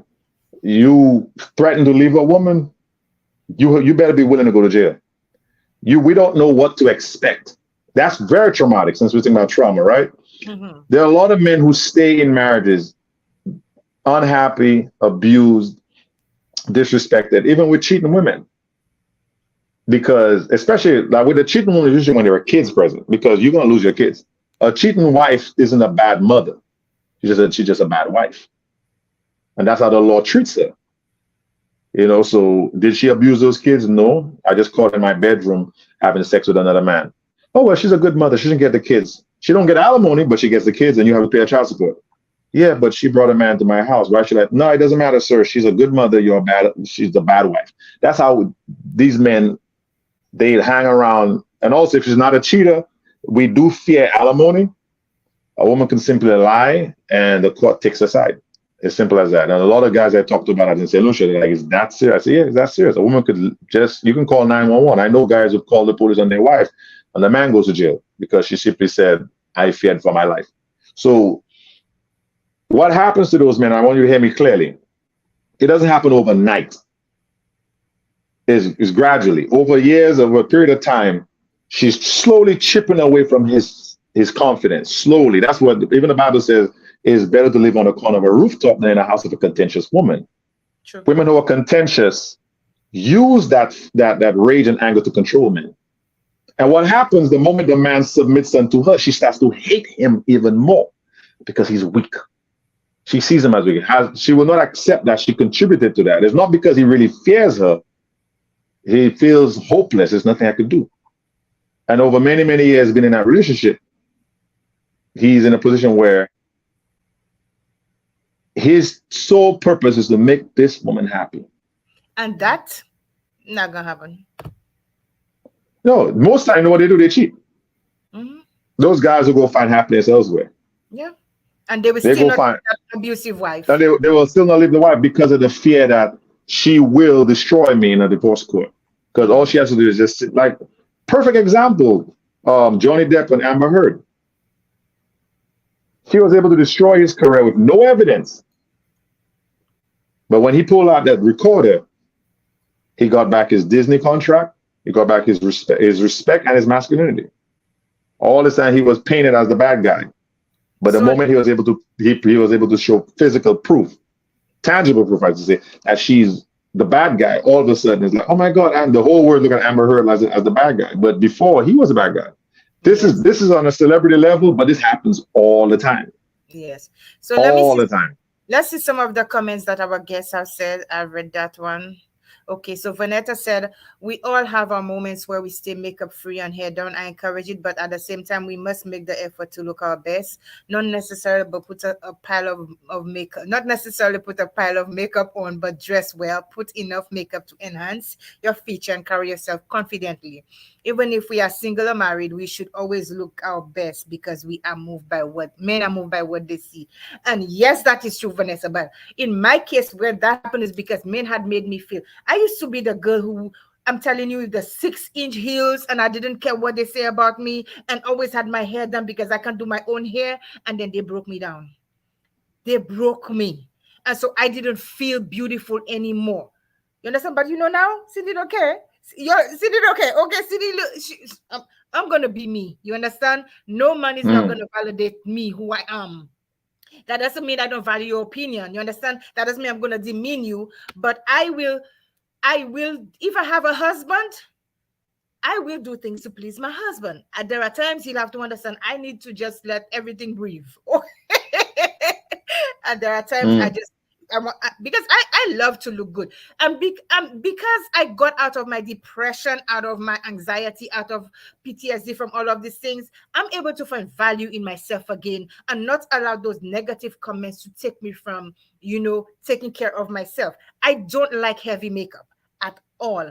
That's one of the things. Somebody saw me on the show and they said, Cindy, when I first came on the show, I wasn't wearing makeup. He said, Cindy, there are certain cameras that really sees past this. Yes, it sees past every flaw. So just put a little something. I said, I hate makeup. And he said, no, put a little something. So that's why I started wearing makeup more, but as soon as the show is over, trust me, I'm in the bathroom like I'm thinking out everything. Yeah, so that's Those to those Vanessa's. cameras like the one I have picks up the makeup too. So it's the pros and cons of the makeup. You can get all the mistakes you make with your makeup. We get all that. We can get the Well, mesh in the lace front weave. The camera picks all that. I can zoom in and see all that stuff right here. wow. Well, I'm So not a pro in makeup, so I do my best, eh? So yeah.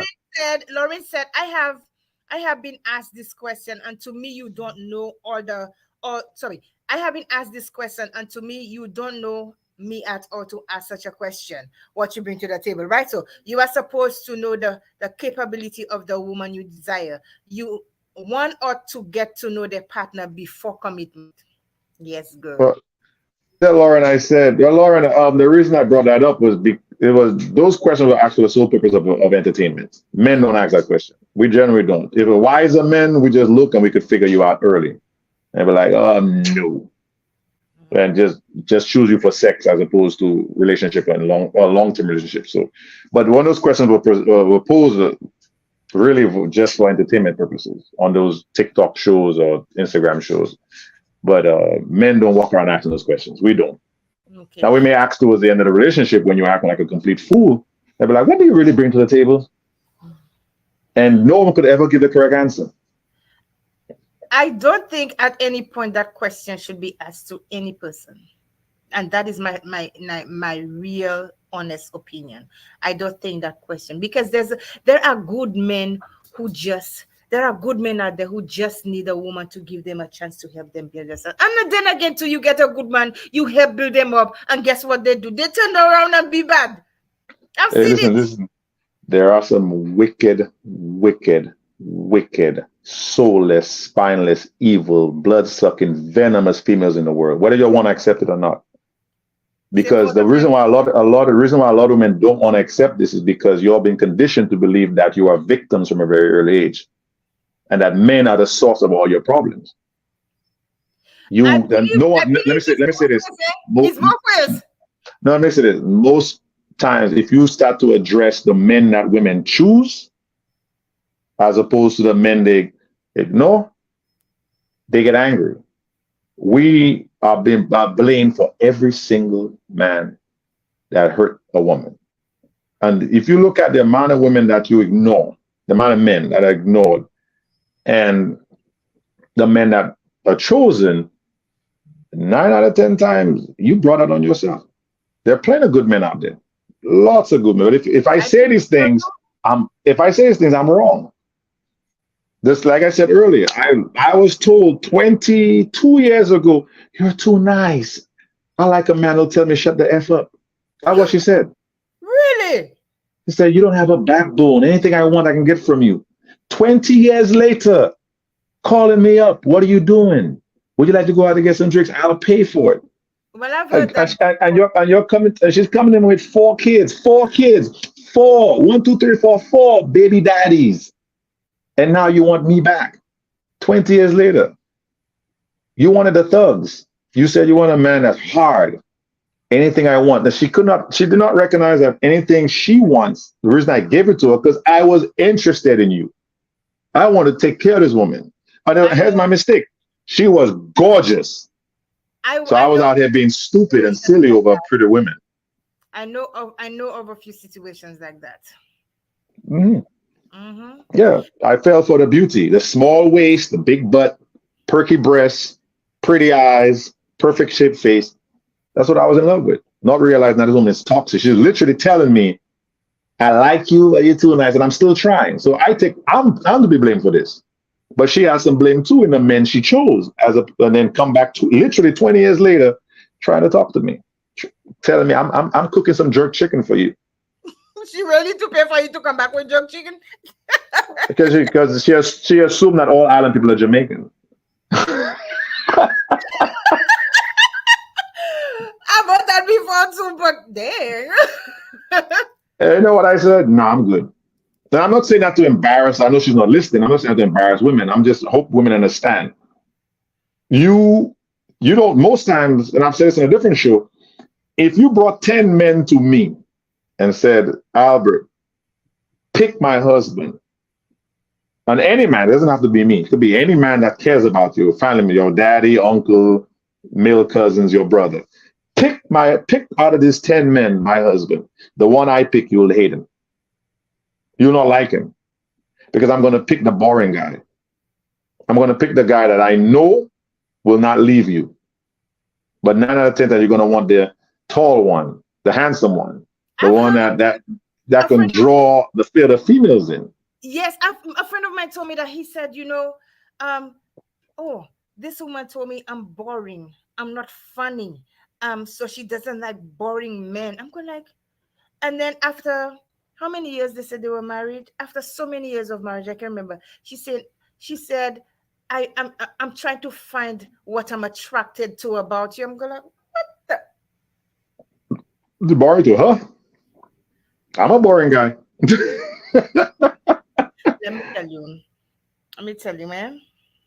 You can be boring if you want to. The man can be boring. I love a man who is I love a decent man. You understand? I love men who respect women. Okay, you don't look at every woman as a piece of meat. Let me tell you, I was with a man. I'm not going to learn say any names, but every move, everything that had a skirt and that moved, not even Mm. it. Mhm. And He's a man. when I say I didn't want that anymore, they tried to bring heaven and earth down to me, and I say I don't want it. I'm done. I don't want it because you're not going to bring any disease to me. Ooh, ooh, I'm protecting my little sugar apple. I don't want your disease now. Let me answer this. Did he just look? Did he just look, or did he go touch? They were touching, eating, fighting, breaking, Oh, okay, begging. okay, never mind. Because I was going to tell you, every man looks is Every what man is what looks. we. I know Yeah, that. every Every man looks. man Yeah. looks. But when If you it's go if it's after, if it's attractive, we notice it. mhm, and every woman is attractive in their own way, and every man is handsome in his own way. You understand? Everybody have beautiful things about them, but is it really the outer features that matter? It does matter in some sense, but is it really that's what most important? Is that what you need, or is that your desire that what you want? And is what we want more important than what we need? Well, I'll say this with that question. I agree. It should not be all that matters, but what I notice into the modern woman today, the average woman who hangs a hat where she can't reach. I'm being honest. Like you would find, and I hate, please, women, forgive me for saying this, but I could only be honest. If we were to use a scale, with traditionally we say a woman is a 10 at the top. The top women are like tens. The Halle Berrys of the world are tens. These extreme Giselle, these supermodels are tens.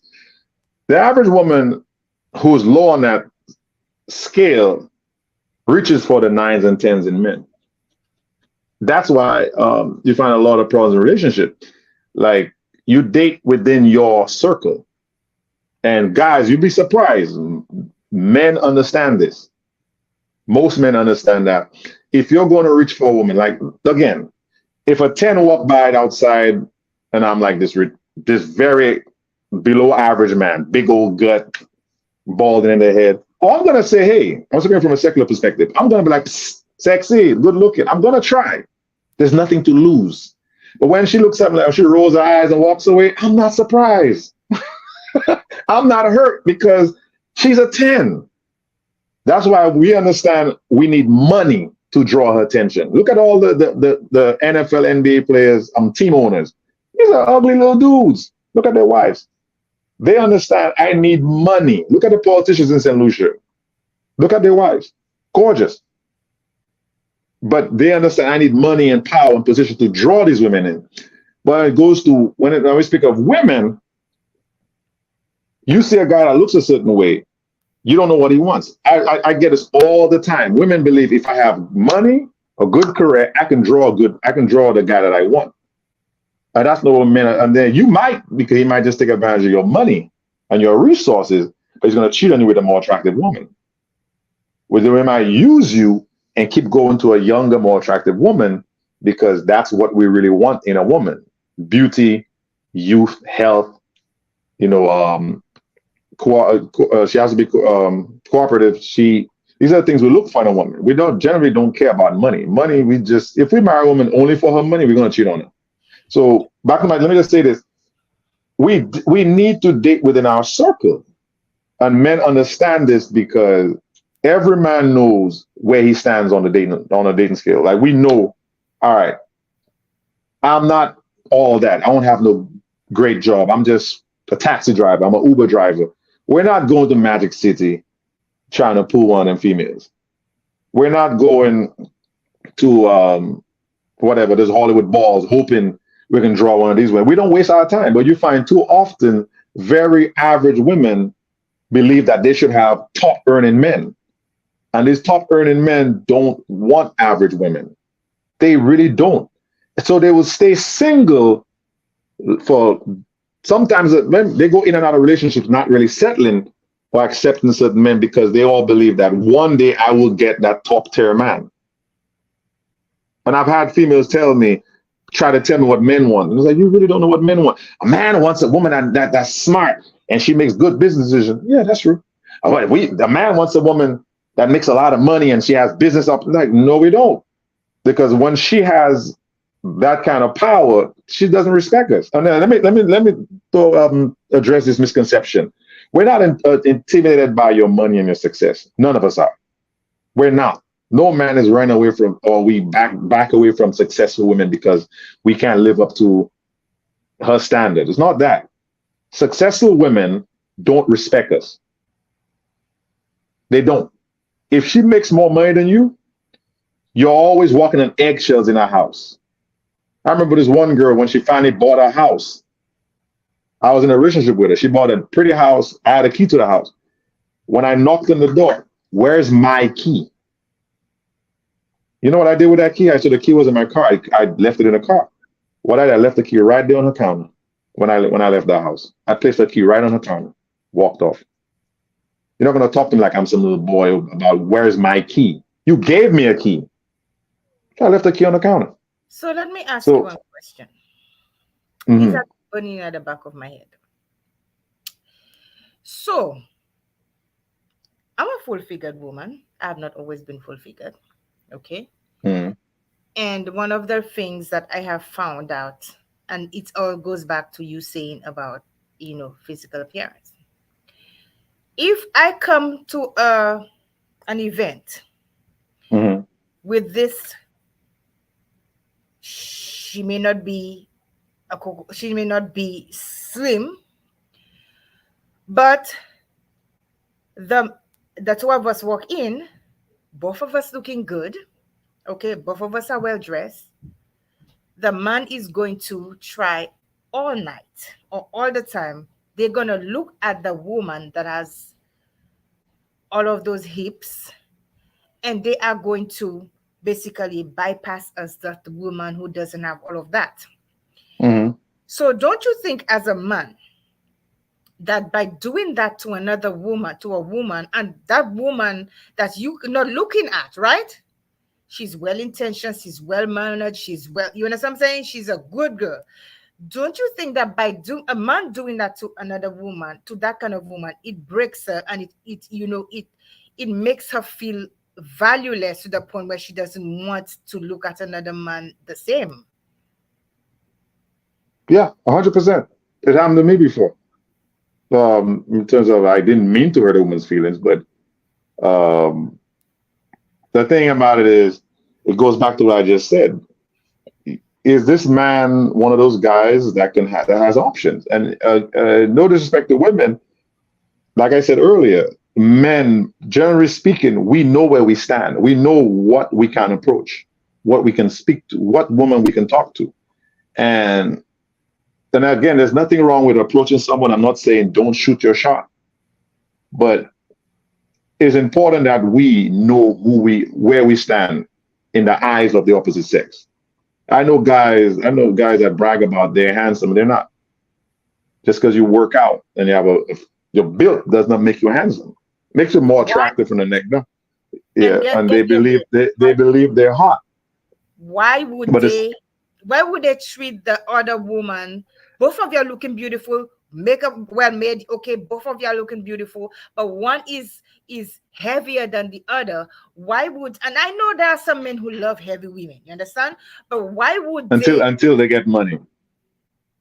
I've heard guys say that. Oh, I like thick women until they get a lot of money.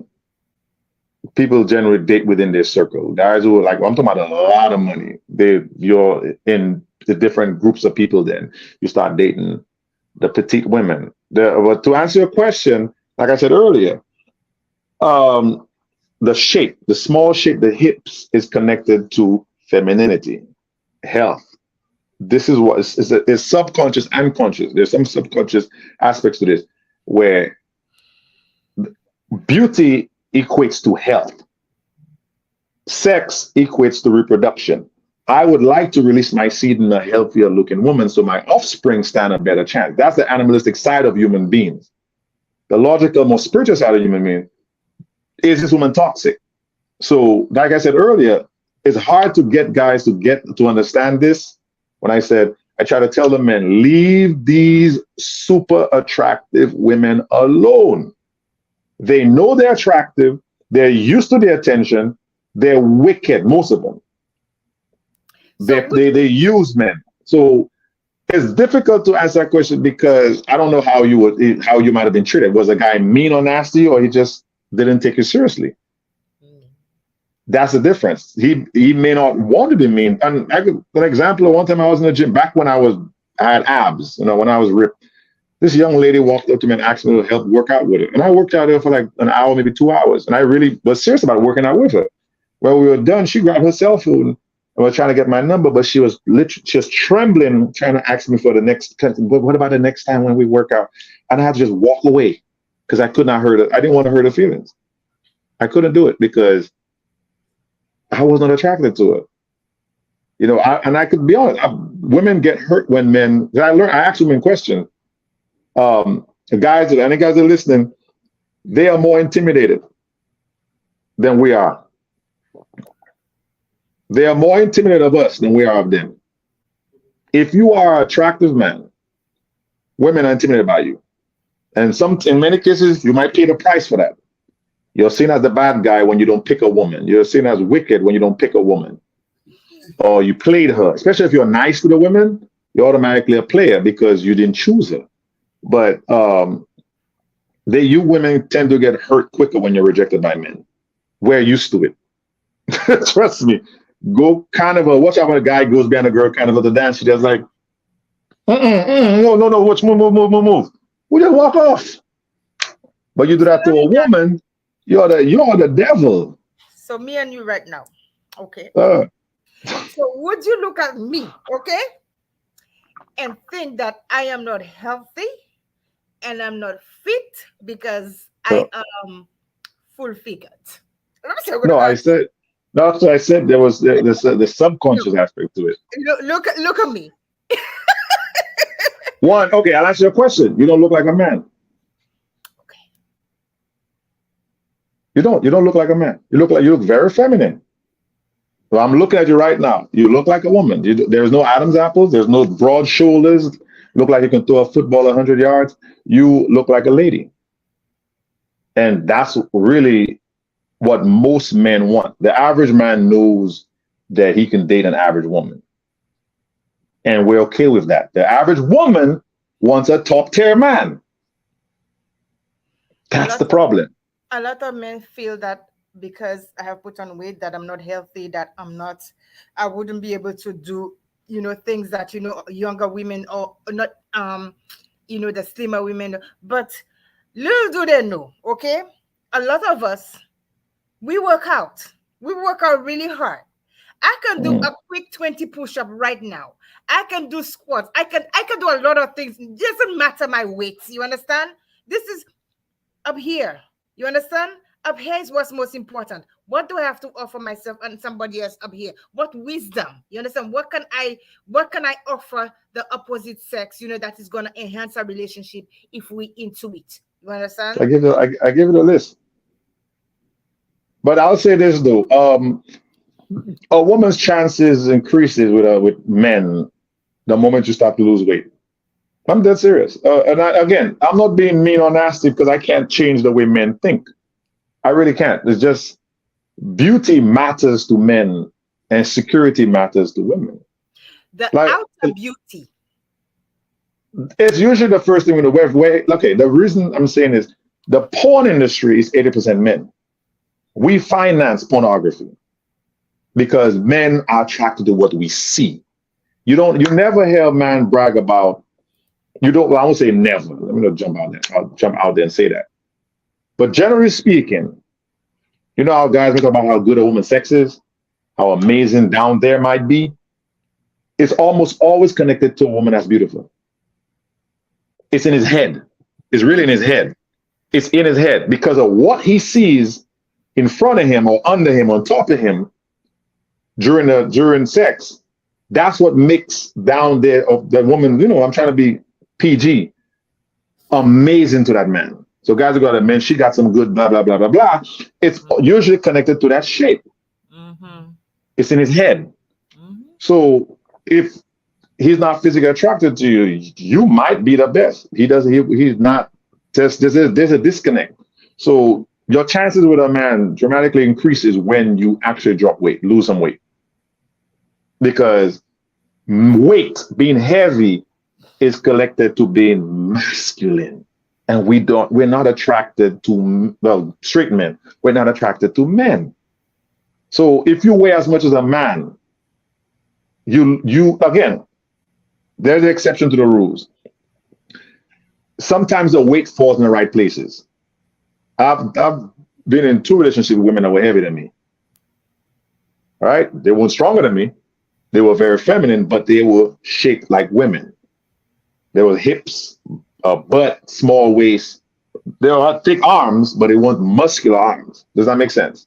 Mm-hmm. Now, as we said, as the comedian said, they had baby mama arms, thick arms. They were still feminine, but they were shapely. As we say in Georgia, they were bodyful. So if you maintain a feminine shape, your weight, it matters, but doesn't matter as much because it's all about being feminine. That's why those women are running to Brazil or Dominican Republic and get those cheap, BBLs, which never works because you know why? Women fail when they get these things. Why they still don't get the ring? It Hold doesn't on, look hold on. feminine. Now, don't laugh at me now. I've always heard people say BBL, and I wanted to research it. Please help me understand. You said BBL. What is a BBL? I'm really Brazilian. naive about this. There are. I know of two procedures. There may be more. They shoot something into your butt, some kind of cement-like stuff that swells your butt up. There's the other one where they take fat, they transfer from your stomach, arms, and put it in your butt. I dated a girl that did the fat transfer. I have literally no problem with that because it's your fat. You created it. You put it somewhere. You put it back here. Take it from your arms, put it back here. Gives you a nice shape. Then you have the other women that shoot some kind of chemical or whatever in their butt. And if it hits the wrong vein, you die within a minute. But the reason why men don't like this, it does not look feminine. Again, your femininity, your beauty is your currency as a woman. It is something that a lot of women they take it seriously, but they don't understand how serious it is. If you wonder why you're getting rejected, men are firstly um, visual, secondary with sexual. These things must be part of a relationship for most men, especially if you're targeting top tier men, the tall, dark, handsome guys. These guys are being approached on a regular basis by women. But when a man has options, and the same thing goes for a woman, when a woman has options, she picks the higher earner. I was dumped for a higher earner. So I know that feeling. So let's And let's get back to we've I I know that know it's important. I just yes, suggest some questions. so we're gonna. I mean, this is. I really got a lot of good tidbits from you tonight, and I'm sure some of the viewers really got it. And we strayed a little from the topic, No, but that's it. We didn't stray. All uh that stuff is traumatic in relationships. The yes, lack true. of understanding. It You're right. causes breakups and divorces and Yes, women being feeling rejected, men also feeling rejected. So it is still on topic to some yes, point. yes. So when okay, so I know you're not a therapist, but I'm gonna ask you from a personal standpoint. When a man is going through traumatic experiences, what are some of the things that a woman can do to help build him back up? To make him feel that okay, you instead of breaking him down more, help him. For example, if a man loses a job, I'll just put a job, okay? What can a woman do to help a man, or even the man himself? What can be done to help a man get away from that little curb of those traumatic experiences? Okay. Like give an example. What's the example of the traumatic experience? Okay, for example, if a man is going through, like, for example, I will not say loss of a job, because I think with this, for example, if they're going through a divorce where they were in an abusive relationship, because some men literally sometimes they kind of take again and then they leave. And sadly enough, a lot of them live in a body bag because they don't want to lose one way. You understand? Mm. So they will take their lives. I've heard of a lot of instances where a man, like you said earlier, they work for so much, and then when they get a divorce, the woman gets everything, and they cannot even fathom the fact that they had to go work and start all over again. So they end up taking their lives. So what would be some of the things that a man can do, or a woman in a situation? For example, I would say, um a, a sister or brother can do to help that person um grow. The word I'm trying to say is it's in my mind, but it's not coming. But to help cope with that traumatic experience and to grow from it. How can a woman help? Now, earlier you said build up. Let me just be clear. A woman can't build up a man. Neither can a man build up a woman. That's something a father Mm, or mother can do for a girl. We can. What you do is very very simple. Women represent our pride. Like our daughters, our mothers. That's why men are quick to fight over their sisters, their daughters, whatever. And boys and men represent strength. So that's why I say you can't build up a man. But what you can do as a woman, if a man is dating someone who's been through that kind of trauma, and I know what to say. I'm just trying to be careful how I say it because I don't want to have to correct myself. mhm. So I'll be very careful how I say this. You were designed, created by God as a helper. You are a helper. And again, I do believe in the scripture. So those who don't, I don't care. But I'm going to say, when God didn't call you woman, neither did he call you Eve. He called you helper. Adam, the man, named you woman and called you Eve. You were created as a helper. You help him. You meet his needs. Whatever he needs, be there for him. Be available unto him. Respect him. Let him know. You don't have to verbally say it because most people lie. But your actions are louder than your words. That man needs to know daily that he's important. That because I've been in my past, I remember when I was going through a traumatic breakup, um, that woman showed up. And you talk about I received strength from that woman. And all she did was basically educate me on the ways of women. She let me know that I wasn't crazy. She was willing to be honest about women. Like every time I ask her a question, why did she do this to me? She said, I don't know her, but I can give you a woman's perspective. And she was very, very honest. She told me stuff that I could use against her as a woman. But she opened up to me about the wisdom. And she reassured me. And again, the reason I'm saying this, I've been in situations where women would see me going through trauma from a past relationship or in a current relationship, and they take the woman's side. Not because they're being biased. Well, technically, yeah. It's because they believe men are wrong. There's something you did. A woman can't possibly be wrong. I was told that on a video call one time. What did you do? I said, what do you mean what I do? And she kept saying, you did something. There's whatever that what you're saying doesn't make sense. She could not conceive that a woman could just be wrong. And a lot of women believe that women don't do wrong without being provoked. Like I said earlier, there's some wicked, disgusting, venomous women out there. Just like there's some wicked, disgusting, venomous men out there. So to do not go into a relationship with a man that's been through hell and just assume that he had to have done something wrong.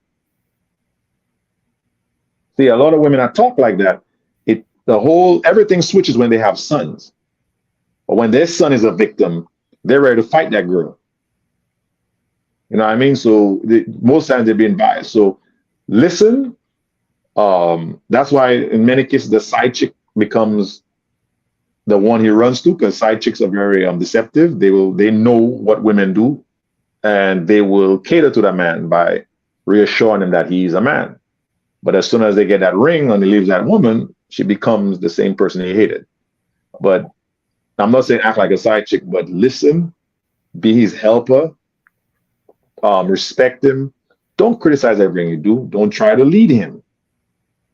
Do not try to lead a man. Like you can give him advice if you think he's making a mistake. Because I've said this to women: when men are in a dark, depressed state, the woman tends to hear from God, so she can speak to him. But do not come into a relationship trying to put him back together and redirect him or teach him. Let him be a man. Be his help. What do you need from me? Let me tell you about this God thing. Whether you are going through trauma, whatever you're going through, God is always there to listen to us. We think he don't listen. because we Mm, are so into our own way, our own mental state, that we think that he has abandoned us. We're going through stuff that he does not listen. God listens to us. But mm-hmm. sometimes when he speaks to us, do we listen to him? Do we go where he directs us to go? He listens. No, most times we don't. He listens.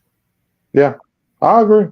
He says he tells us that he heard the prayers of the downtrodden and the broken-hearted people. He hears us. That's those he hears the most. So we should not be afraid to speak to God when we are going through stuff. That's the time we should speak to him, and we should go to God all the time, because he hears us. You understand? He hears us. It's not the woman that does hear only when okay, he will Mm, hear the man faster. That the man that is going through some stuff, he'll hear the man faster than he'll hear the woman. You understand? But he hears all our prayer. He hears our prayers when we are broken and we feel. Because I remember when I lost my daughter, and when I came home, I was home, I was by myself. I had to do all of this by myself, and I used to drink a 1 liter, 3 bottles of 3 liters, the 1 liter bottle of wine. I used to drink three in a day because I wanted to curb my pain, and I could not pray. And I remember I was laying down in a drunken stupor. Okay, drunken stupor, asking God, why have you forgotten me? Why? I could not pray. All I could do was ask God questions, and then I realized that I was going to die from an alcohol poison. And I said, God, please help me, help me. And I don't know mm-hmm, what happened after that, but I woke up the next morning. He mm-hmm, sure did help me, So he hears us. But what did Lucy say? Oh, we have some comments there. Lucy said, first to begin, no man or woman should never take their life. God is the one who should love deeply, and we should not put a man or woman before us. We should never love someone more than ourselves. If we know God and have a personal relationship with him, we will not take our life. And I have come to learn that taking your life is one of the most selfish things a human being can do, whether we want to admit it or not. We did not bring ourselves here on this earth. And one of the most selfish things, but I also understand from my own experiences that when you are mentally ill, you don't think right. And that's why it is important that we find help. That it's okay to say, today I'm not doing okay. It's okay for Albert to come and say, Cindy, you know what? I'm having a very bad day today. Can you just spend a few minutes with me to talk? You understand? I have a friend of mine. And I don't know. I have a lot of friends, but there are some people that I can certainly relate to better than others. And then I would just tell him, if I don't hear from him, I'll go like, why haven't you called me this morning? Why? Because I need you to be my encouragement. You understand? And then when that person speaks to me, that person, encourages me to let me know that I am a beautiful person, continue doing what I am doing. You understand? Even if I say, oh my gosh, there's so many times I want to give up on the show. I'm going like, oh my gosh, I'm not, this is not, things that happen. And then people tell me, Cindy, just breathe, feel, know that, even if you're not seeing what you want from it now, but you are getting something from it more than anything else. And people are benefiting from this. So, it is never, what is I going to say? I lost my train of thought. Um, Suicide is a very selfish thing to do, but at the same time, mental illness, traumas like that can contribute to someone taking the life because that person is mentally sick, and that the mm. brain cannot take anything anymore, and that's the only thing the person feels that they want. Because I was a victim of trying to do that for myself 4 times. 4 times I Uh, tried to take my life. So I do understand, but it is also a very selfish act. um, can I clarify something too? Sure. Suicide, we've all heard of self-preservation, right? Mm-hmm. Is one of the laws of nature. Nothing kills itself. We will kill to survive. Whenever the only creature on this planet that kills itself is human beings. That kill themselves are human beings. Think about it. We're the most intelligent. We're created in the image and likeness of God, but yet we kill ourselves. It's not natural to kill yourself. It's not, I wouldn't even go as far as it's a mental condition. It's always a spiritual attack. Anytime the thought of suicide comes in your mind, it is not you. It is Satan.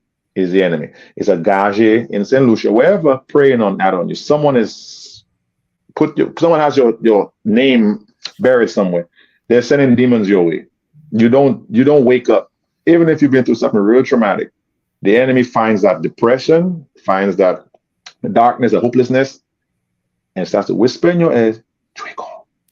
I beg to differ with that one, but go ahead. I'm telling you, it's not natural.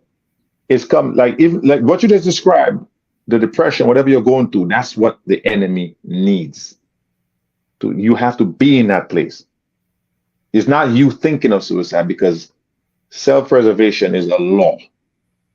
We will do whatever it takes. People will drink their own urine, dying from thirst. People will eat decaying meat if they're dying from hunger. It is whenever suicide becomes a constant thought, it's spiritual. You're under attack. And based on what you've said, your entire life you've been under attack.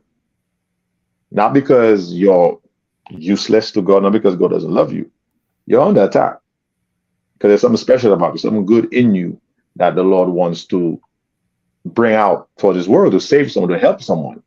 And the enemy doesn't want that. Sometimes when you're born with this light shining. And I mean this literally.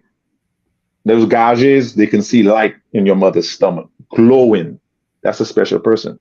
Other people, they may not see that. And you're marked from conception. This person must die. And it's just that since you believe in God, it is God preserving you. That's keeping you. But you're under constant attack. I have never had suicidal thoughts until within, I would say, the last couple of years. I was thinking about killing myself. And I dismiss it like, this is not me. Actually, I lied. It started 2003, going to 2004. I remember there was this thought that would not leave my head. And I found myself one day in the middle of a field, pulling an imaginary trigger, screaming to the Lord, make it stop. And I'm pulling this trigger, and I realized at that very moment, if I had a gun, I would have killed myself because I was being tormented. And that night I went home with that new revelation that someone wants me to kill myself. And I got on my knees and prayed about it. It never came back again until recently when certain thoughts would come like, and the killing myself was not because of any form of depression. It was a way out of a bad situation. But it is, I know you say you beg to differ, but I can guarantee it's a spiritual attack. Suicide is not a thought that humans come up with on their own. Let me see Yeah. let's see what the guests have to say. Okay. The viewers. Lucy said, I love to pay my pay packet on a Friday. Okay, Lucy, agree with that too. We all have to Like have to our what? own Love to money. what? She said she loved to see my pay packet on a Friday. I said, okay, everybody like to have their own money. Yeah. So she said, Vanetta said, indeed, Lucy, we shouldn't, but there are some of us who deal with a lot of spiritual battles, and those of us who do not have a relationship with God won't think of not taking, won't think of not taking their life. That's the reality. As a community, we should reach out to people around us and periodically check on them, like what Cindy said here. And that's I always been, thank you, Vanetta. I've always preached that. Reach out to people, reach out to people. Somebody, it's okay, not it's okay to have a bad day. It's okay not to be okay. So we have to reach out to people and let them know that we care. That somebody, a lot of us are going through some stuff. This world is crooked and going down. It's a sinking ship. So we got to look out for each other. And Vanetta, that is so true. I agree with you. Vanetta said, whether we believe it or not, suicide is a spirit. I know it. I've experienced it. Whoa. And Rupi Thompson said, good night, all. Great conversation. Thank you, sweetheart. Good night. Wow. We've been sitting there for how long now? 2 hours? Yeah, Albert? 2 hours and 13 minutes, 52, 53, 54, 55. Let me tell you, it has been such a. I will have to cut it off because I have my son has come. My autistic son had come over and check on me. That means, Mom, I need your attention. Okay, so listen, it was such a pleasure to have you on here. I really enjoyed our conversation. I really enjoyed it. I really enjoyed the viewers' feedback and what they had to say, and I hope that you can come back again so we can talk about some other interesting topics. There's a lot to talk about. No, definitely. We touch on so many things, and I would like the women also, even if we're having a topic for men, I would like the women to, even if you would want me to send you a link so that you could join the conversation. And I meant to say that earlier, but the topic was so interesting.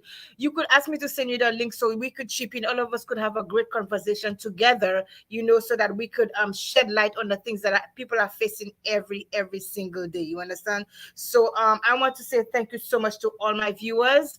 I really appreciate all of you be taking the time, 2.5 hours. That is a long time, but thank you so much for being here. And Albert, you were amazing. And thank you so much for taking out the time on your Friday night. You could be anywhere partying.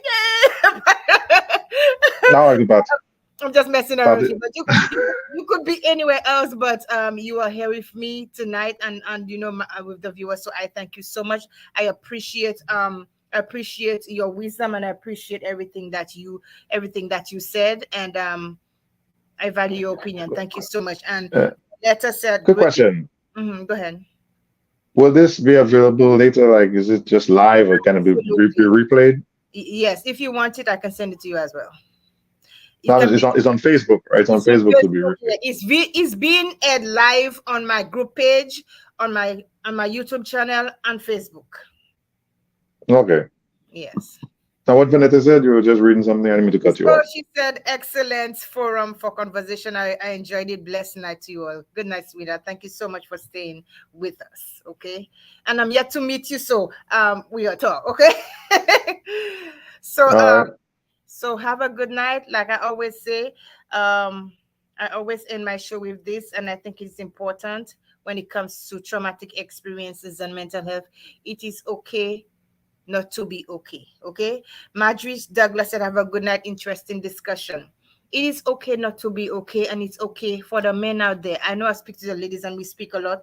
Whether you are male or female, child or adult, it is okay not to be okay. It is okay to say that I'm not doing well today. It is okay to I'm facing this thing, because when we keep things in, we cause more harm to ourselves than good. There are certain things we need to keep to ourselves, but when it comes to matters of our health, we have to find help. And you don't have to tell everybody your business, but you can find somebody you trust to be able to speak to, and that is going to give you a listening ear so that you could feel comfortable to release, your burdens. Okay. So it's okay not to be okay. If anybody, right, is having suicidal thoughts or is having mental health issues, I urge you to, if you're in the United States, call 988. You are going to get help, and they're going to be able to give you the help that you need. I did write the one for St. Lucia. I forgot where I put it. I forgot to get it out there, and the one for the UK. But I'm going to get that so that we could have it on this forum every single day.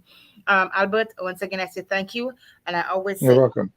I always say, guys, never ever give up on yourself. Never let failure be the place that you stay. Do not tap out. Life has its ups and downs, ins and outs. You understand? We're going to get adversities. As long as you're on this earth, you are going to get adversities. But you know what? You keep fighting. You keep being the best that you can be, and then you grow from situations and be the best person you can be. Not Don't do it just for somebody else, but do it for yourself, because you owe it to yourself to be happy and to grow, and to excel. So everyone, have an awesome weekend. I will get some rest. I will drink me a glass of wine, get some rest, and then I will talk to you soon. Okay, Albert. Okay. You can stay for a minute, because after this, I can still talk to you on this form. Okay, so have a good night, everybody. Kisses. Good night. Good night.